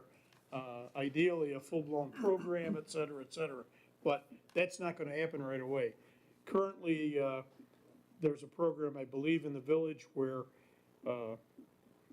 seniors can get a meal, I think it's 2 or 3 days a week, provided by the county, which is wonderful. This would be a similar program, except I think the meals would be prepared on site. The same meals that are prepared for their other facilities. It kind of falls right in line with what we would like to do long-term, at least what I'd like to do long-term. So I'm kind of excited about it. This has all got to be reviewed by council and certainly input from here, but from what I can see, this looks like a pretty good deal for our seniors. Again, it's a starting point. So to answer Councilman Latini's question, it's a licensed use, so it's not, we're not locked in anything, but the nice thing about it. Probably we have to lease it for a year or No. no contract. No, but it's nice to say the library, you have something big that you want to go on, and, I could take anybody up there to take a look at it. It's a big enough room, if, again, it applies the same thing, 200. It doesn't have to be senior related, so if there's a day that you need to host something, they do have, right, they had warming trays at the. So, I mean, they're set up right up to start tomorrow if we wanted to. What's this note right here, though? It says kitchen access not included. What's that mean? So there's a kitchen behind that, it's not included in that fee. Okay. So Is the Parkway thing still existent? it still is, We still have a lot of New Hartford. we still get vouchers, but as Councilman Reynolds said, and what I heard is they want something like New Hartford, right? And so again, trying this at a low rate as this is, I think it's something that we have to look at, decide on, and knowing that, and I think you touched on it, is starting off small and building upon it. You know what I mean? It's gonna take a little time, whether it's through social media, through the crier, word of mouth. Again, another place for them to socialize, right here in New Hartford.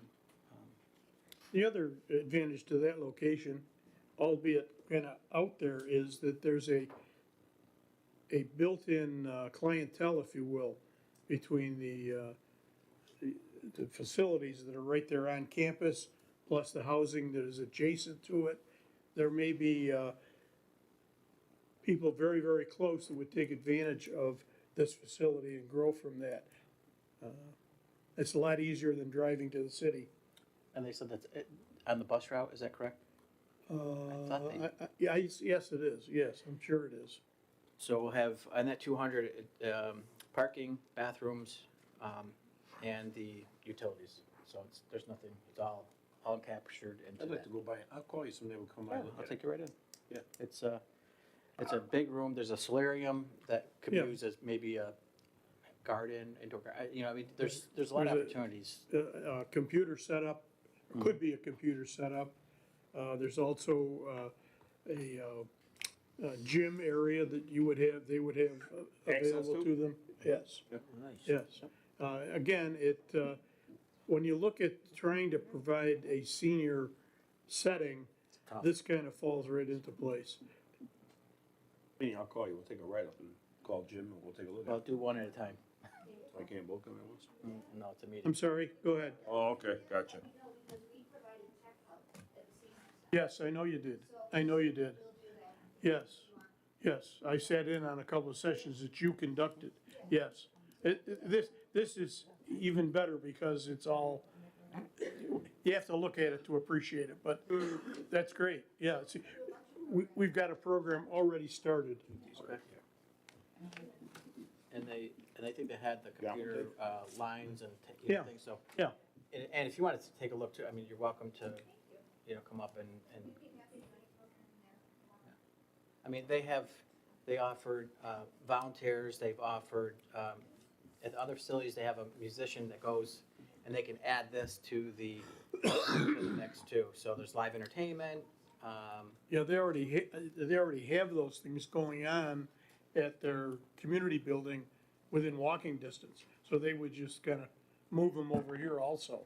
Which I think is great, because I think the senior center was such a hot topic for so long, and people wanted something close, and didn't want to go to the rest of the way. So I think, they meet in the library.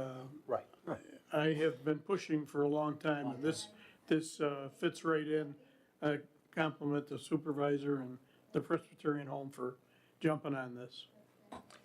What's nice is when sometimes, one door closes, another one opens, and nobody likes to see anything closed, but to repurpose it, and, like I said, Dave went up a couple times and,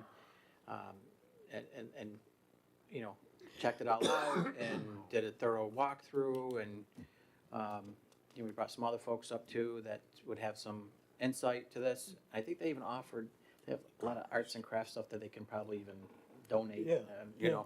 So there's other things. It's big enough, so Chief, if you guys did a training on, phone scams or things like that, they could be set up, for that as well, so.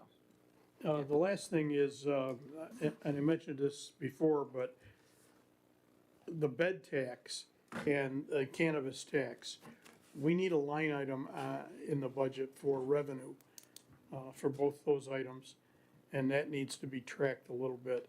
I know that, I'm told the cannabis tax amounted to like $11,000. About 12,000 for Q4 of '25. So we're Okay. still waiting for Q1 to come in for Okay, our sales tax and the cannabis tax. okay. Yep.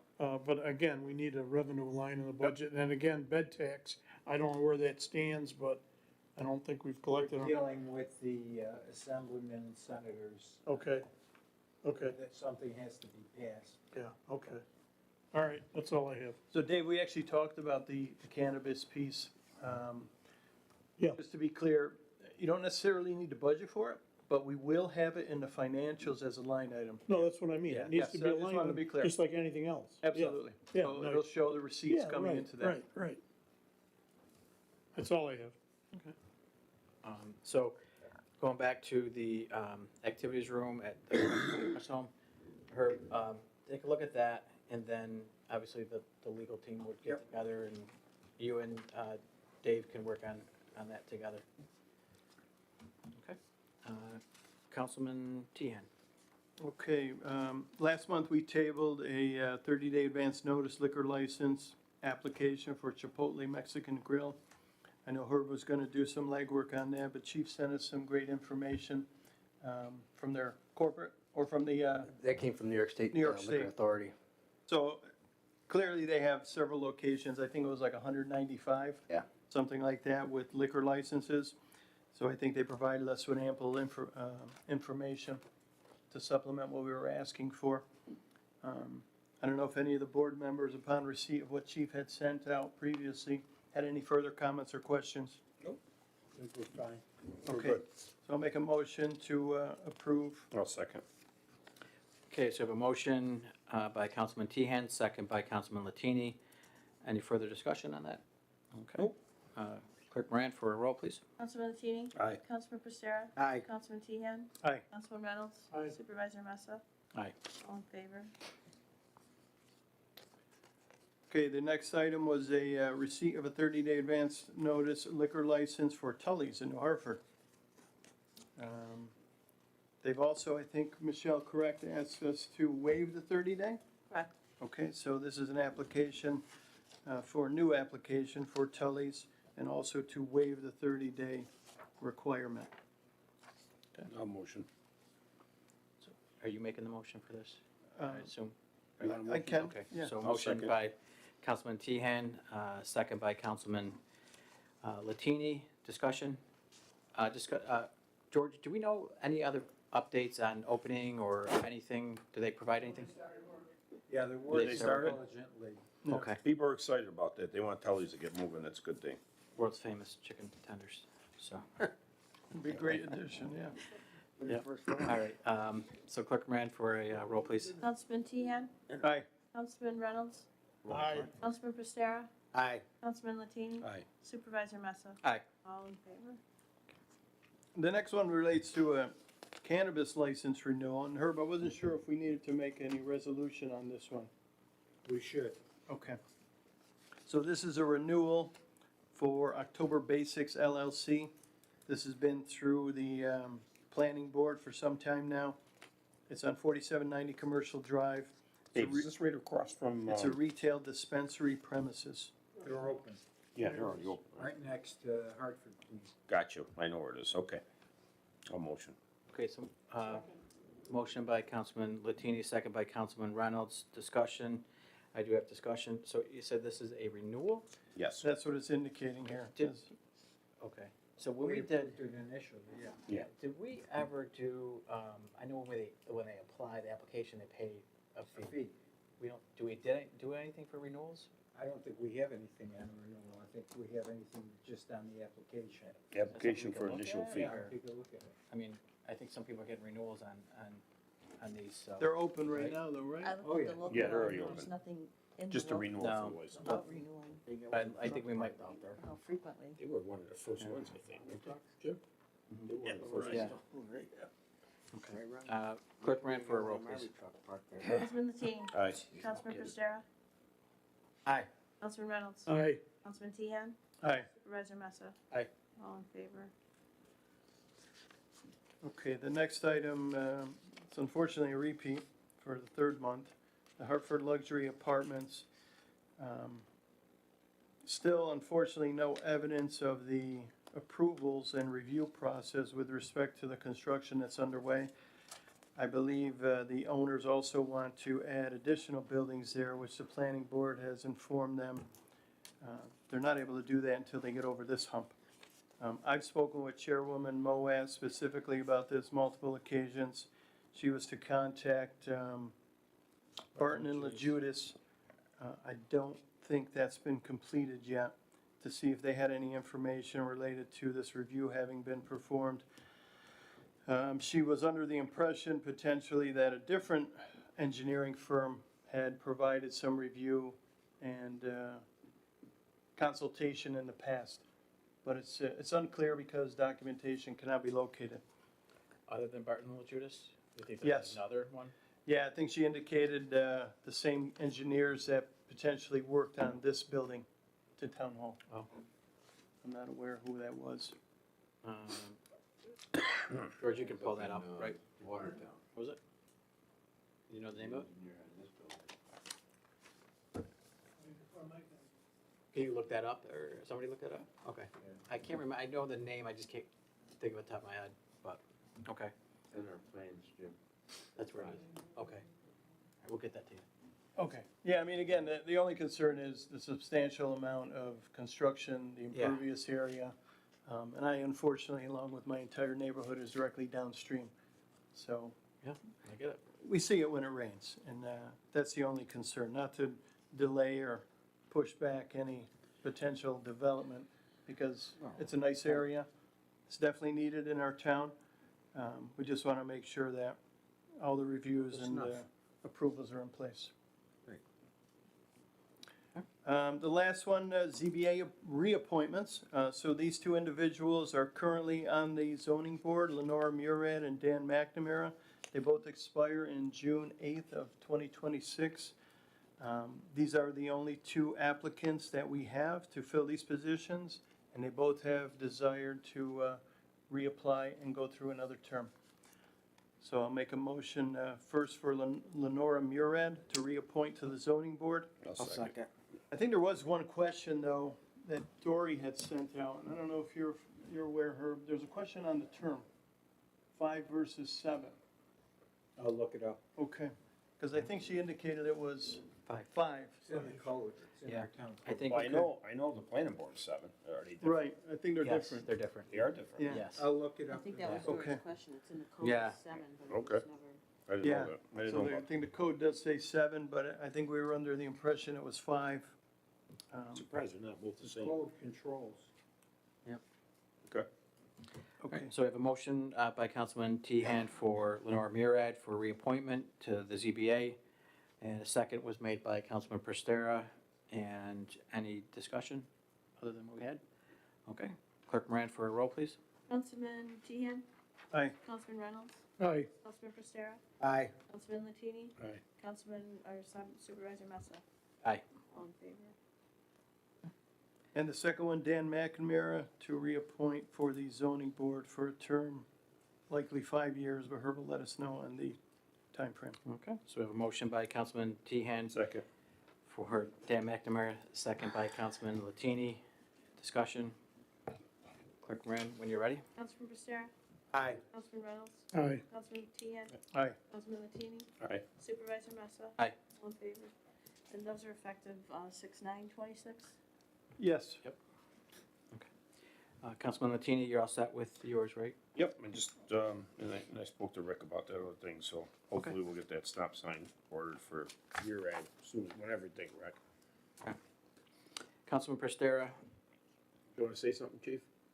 I can wait till the end, go ahead, sorry. Would you hit your hand raised? I'm sorry, you were looking, no, I just wanted to catch Councilman Latini, just a couple last minute things that come up. There's concern regarding a guide rail being put on Grafenberg Road at the curve where it changes into Pleasant there, 1200 to 1223 in that area of Grafenberg. I let the United County DPW know. They asked for the crash data. I provided that. They're gonna evaluate it and get back to us, so.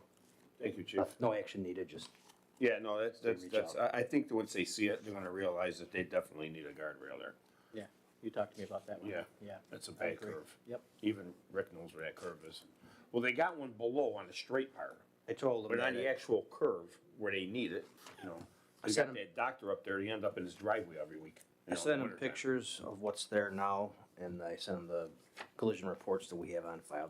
There's not a lot, but they are more than willing to look at it, so that's where we're at Okay, as of yesterday. thanks, chief. Councilman Prestera, you're up. Well, actually, you got the call. Did. I met you up there. And they want a stop sign, and I think it'd be the southwest corner of Danbury Circle, chief, and, Chestnut Road. I drive it every day, Vinny, so I know exactly where it is. It's my bus And route. if you go up Chestnut Road, I think it's the third left. That's the only street with no stop sign. So you go around the top of Danbury, when you come When you down, come down, there's no stop sign there, Right. which is kinda dangerous. Yeah. And then there's no stop sign where, on the corner, where, Queen of Banneken's house is also, where it reaches Danbury, which they probably should put one there, I don't know. Rick probably has some input on that. What do you think, Rick? We need We'll public call hearing. Town of Hartford stop sign city. Well, I don't know. I Well, mean, definitely on the bottom of, we could start there at the bottom of Danbury Circle as it intersects with. listen, Chestnut I Road. don't care, cause I just fly. You know what I mean? To me, I gotta stop again, so. Right. What- Are these three-way or four-way? This is a single. It's Single stop sign. way. Yep. So it'll be, I think, the southwest corner where we put the sign. So we'll get the right coordinates, so you can draft up a local law. Yep. We'll have that for the next meeting. Who's the one that called in on it? A resident called, that lives up there, that said, they almost got sideswiped. Okay. I think you mentioned a bus. Yeah, okay. Were you driving it? Okay. All right, so, next, last, I guess, is, but not least, our town attorney. So we got Mr. Herb Cully. Yeah, the first thing is, I've given to Jim a copy of the deed for the conveyance of the land to the town hall. It's been executed by the seller, and as everyone is aware, he's offered to donate it at no cost, except that we would pay his attorney's fee, which is $1,000. The recording fees, we have the survey that was done was approximately $3,400. I'm waiting for the final title insurance bill, and if approved by the board, we can go ahead and record that.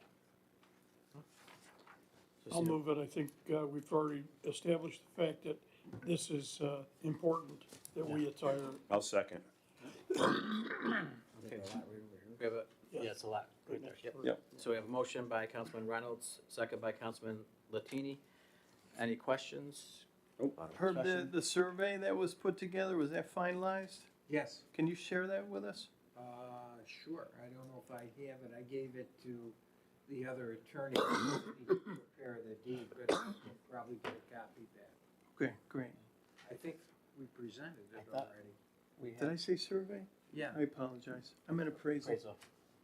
Oh, yeah, that was Donato. That was the Yeah, yeah, first yeah. thing we had. Well, he did a preliminary one pager, which. Yep, that's it, 900 and some odd thousand. Yep.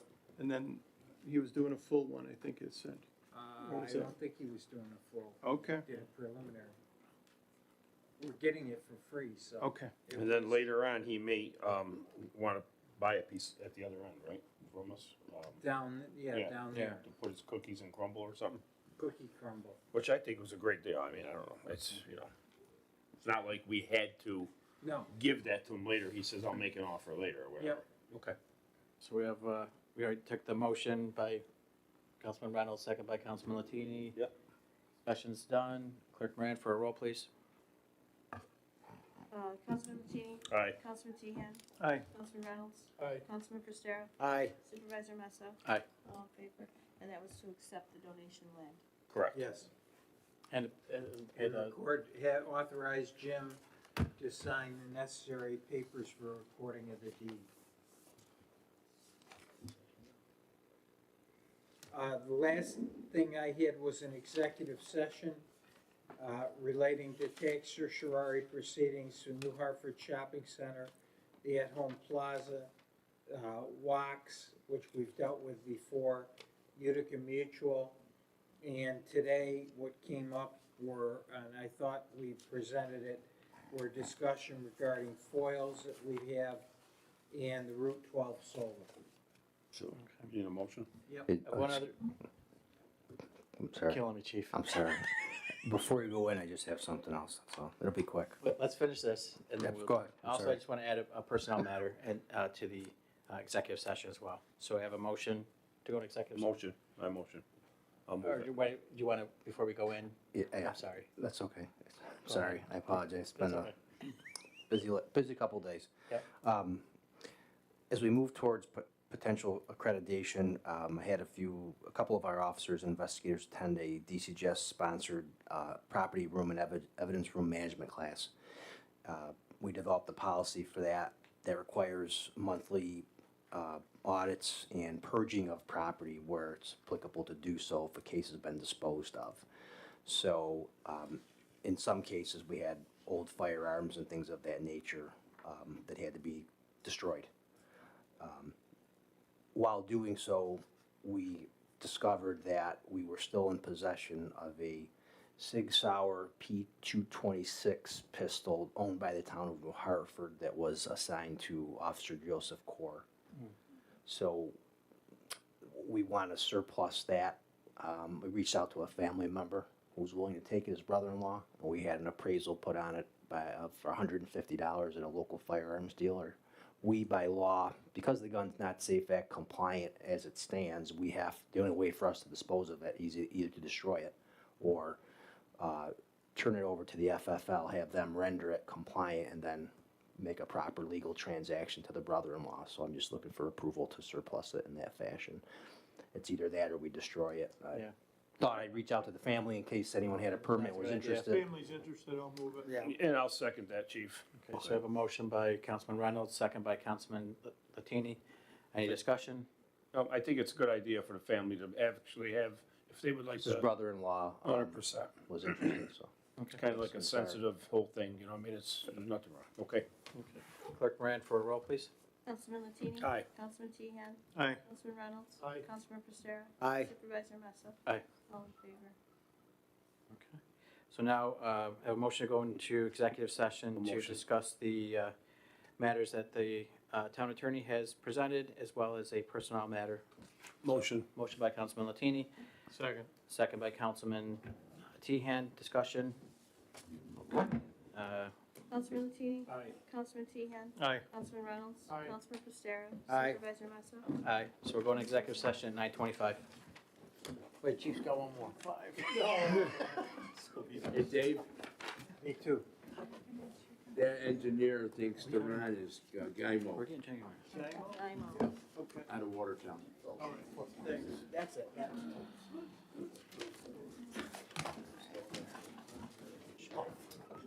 Nobody wants you. No, it's 20 years old. What do we gotta do here? Do I need any paperwork back there? Just bringing this in. Fucking foil shit. If I had this many papers in school, I would be a doctor. Yeah, can I? I'd be a surgeon. Sorry. No, you're fine. That buzzed me. All right, thanks. We got some phone calls to make in the morning. Look like you're gonna kill me. Yeah, Oh, Christ. I need a wheelchair. yes, sir. I know this. Right, It's in no, this mountain. we agree. Yeah, just get. Do it every 2 weeks. Yeah. Every 2 weeks for like 3 hours.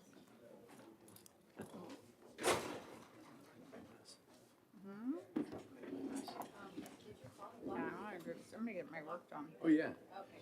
You don't need me, right? Chief, I'll tell you what, you go, that's not. What, I'm going in? Yeah. Yeah, so you get nice job on the photos and pictures. It brings your memory back. You can see it. You can talk about it. Yeah. Good job. Thank you. We're gonna do better next time too. No, This was, seriously. Thank you. Appreciate that. All right. So just, yeah, so throughout the month, send me stuff? Yeah, exactly. Whatever we're doing. I pulled that together this afternoon, but next time I'll start earlier. You have a sketch board meeting tomorrow, 12 o'clock? 11:45. 11:45. So be here. You have a good night. We'll see ya. Okay. Okay. All right.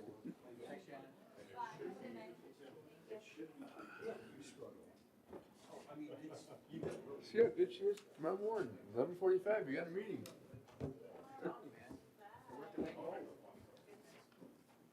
Come on, get. Huh? What? I thought you turned, because I said, they're worth their weight in gold, then you quick turn. Yeah, no problem. Work out all right? I saw the footage, you looked like you got good, good. Very, that helps phenomenally with the grant. Unbelievable. They did it, they took it, and downloaded it, I put it in my video editor, any little tiny thing was in there, and wiped them all clean. Oh, good. Everybody works for the, it's like the NCIS, I think. And he was showing me, he goes, this is how you can take it out and delete a whole thing. This guy, he, Yeah. I was watching.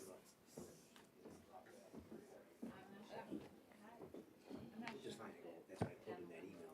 oh, no. At the backyard. Because the backyard, Yeah, because people, you know, people get, oh, no, and there's nothing really, you see the guy fishing? yes. See the guy, And I'm like, see the tires back there? yes, but it's really nothing. Can you hear me? Right. And I'm like, just You can. Can you hear him out there? because doing these grant things.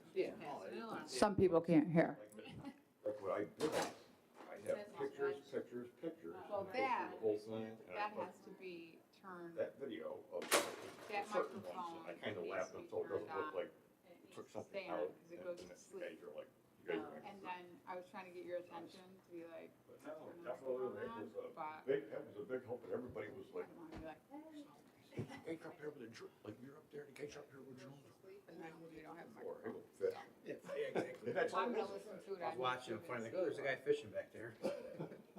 I wouldn't how want to that eat looks. anything. But who was it? What was the guy? Who was it? Stuart? With him? Yes. Okay, yeah, it was Stuart. He said he could. Don't sit in front. Every month. Well, He says everybody complains about it. I can hear fine, right? I mean, yeah, we're in the room. Yeah. You watched to the end? I watched part of it, I didn't get through the whole thing yet. Yeah, I got saved I mean, on we're my in the same desktop room. right now. Even if we didn't have microphones. Body There's worn a problem. Camera, with camera footage, and I didn't pay We're too gonna find much out. We're attention gonna watch to it it, right now. but it struck me as something you might be interested in. And, You know how we do it all. I'm sorry. We get all the fuss for it. Yeah, that's what I thought, and I do recall her saying, I think she talks at the end in like the question and answer period, and she gives an opinion on the fact that it can't be redacted. It has to be, because some of that, not, so when that's not, especially. You've seen for car accidents, right? Yeah. So they go see I a saw car that one accident, today. then they're back in the car, and they're sitting there doing the report, it's gonna show the e-justice screen Yeah. or the MDT screen, which they can't. Right, That's the only redaction I Yeah. really care about. yeah. Yeah, it didn't, There's a lot of contradicting information out there. oh, it's just so much information. And like the guy the other day, he was like, he sent the FOIL request. So I started working on it, then he For shows the up. accident? Yeah. Yeah. And the insurance And then company, the insurance- then he showed up here. I'm literally working on it right now. I said, all right, look, listen, I said, actually, I have it ready. You can have it. I looked at it, there's nothing, it was, he just wanted a whole cam of the crash. Right. It was a good video. Well, I was thinking they were doing our cameras because they're county roads, Yeah, but yeah, I we have, don't know. yeah, we have access to them, so he, and the odd thing too, then the insurance company, the other person's insurance company filed it. Oh. He, I don't know why he was such in a hurry for it, but whatever, because it was his son driving, who was 100% not at fault, and the other person was ticketed, so why he was all Right. nervous about having it, Yeah. I'm like, hey, it's, clearly shows the other person ran the light, crashed into Maybe your they're son. thinking I'd better preserve it before it gets. Maybe, rebuilt or yeah, because something. I think, yeah, because he did mention that Progressive wouldn't accept fault or Without liability. video. Well, just, they told him they're not gonna accept fault, but I mean, I tried to explain to him, like, oh yeah, the accident was yesterday. They'll never gonna accept fault Oh, yeah. till the end, till he goes through the whole thing, so, but maybe he's got it, so. Interesting. Yeah, eventually with FOIL, I'd like to make it a more standardized procedure where we get the FOIL, it's sent on to you, and then you, not you particularly, but each department would determine how long it might take and then respond to them directly Yeah. in regards to the 5-day period. Yeah, because I'll tell you right now, if I get a lot of people now, they'll come in, or they'll send a request and say, I wanna FOIL this. You gotta start, it starts with the clerk's office, you have, Right. because we have no record of it. Right, exactly, yeah, you Some gotta of them keep don't, that. why do we gotta do that? I'm like, well, because I don't keep a record that you asked. They Yeah, do. right. So, But then you don't necessarily need to tell me how long it's gonna take, you need to Just tell tell them. them how, Yeah. yeah, acknowledge it or whatever, and then if it's gonna take longer than the 20 days, you tell them. I would even go as far as having the department head send the response to them directly with the disclaimer. Yeah. You know, about the appeal or whatever, and then just notify us that it's closed, Right. and then that kind of completes the circuit Circle, for yeah. us. Yeah. So it just, I think it makes more sense for everybody to Yeah. take some of the steps out, but At least if we that's a told, ways if off. we sent it out to them, and they had notified you, hey, yeah, this was provided on today's date, this was provided. Right. So you have a record that we did it. Right, yeah. That's right, you don't actually need the material yourself to come through your I hands, don't really. think so, I don't know, No. it's something I have to check with on them. I've seen things that say that, we're not supposed to keep materials for too long, because then somebody can foil Foil, right. Yeah, Right. so, and I know there's years of foils Right. in there with that foil material. Yeah, it makes sense, right, just send it to them. I never got it, you can just keep it. I agree for you to have it, then. Right, yeah, I just need to Yeah. make sure that there's no requirement for me to have it for Right. any period of time. There may be, I'm not sure. Because, like, she's just got another foil, for, I think,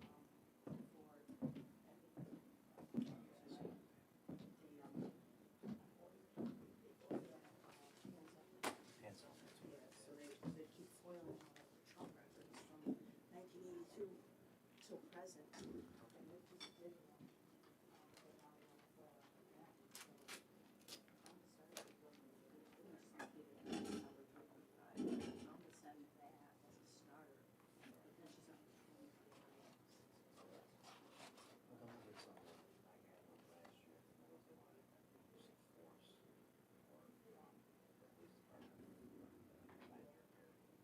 So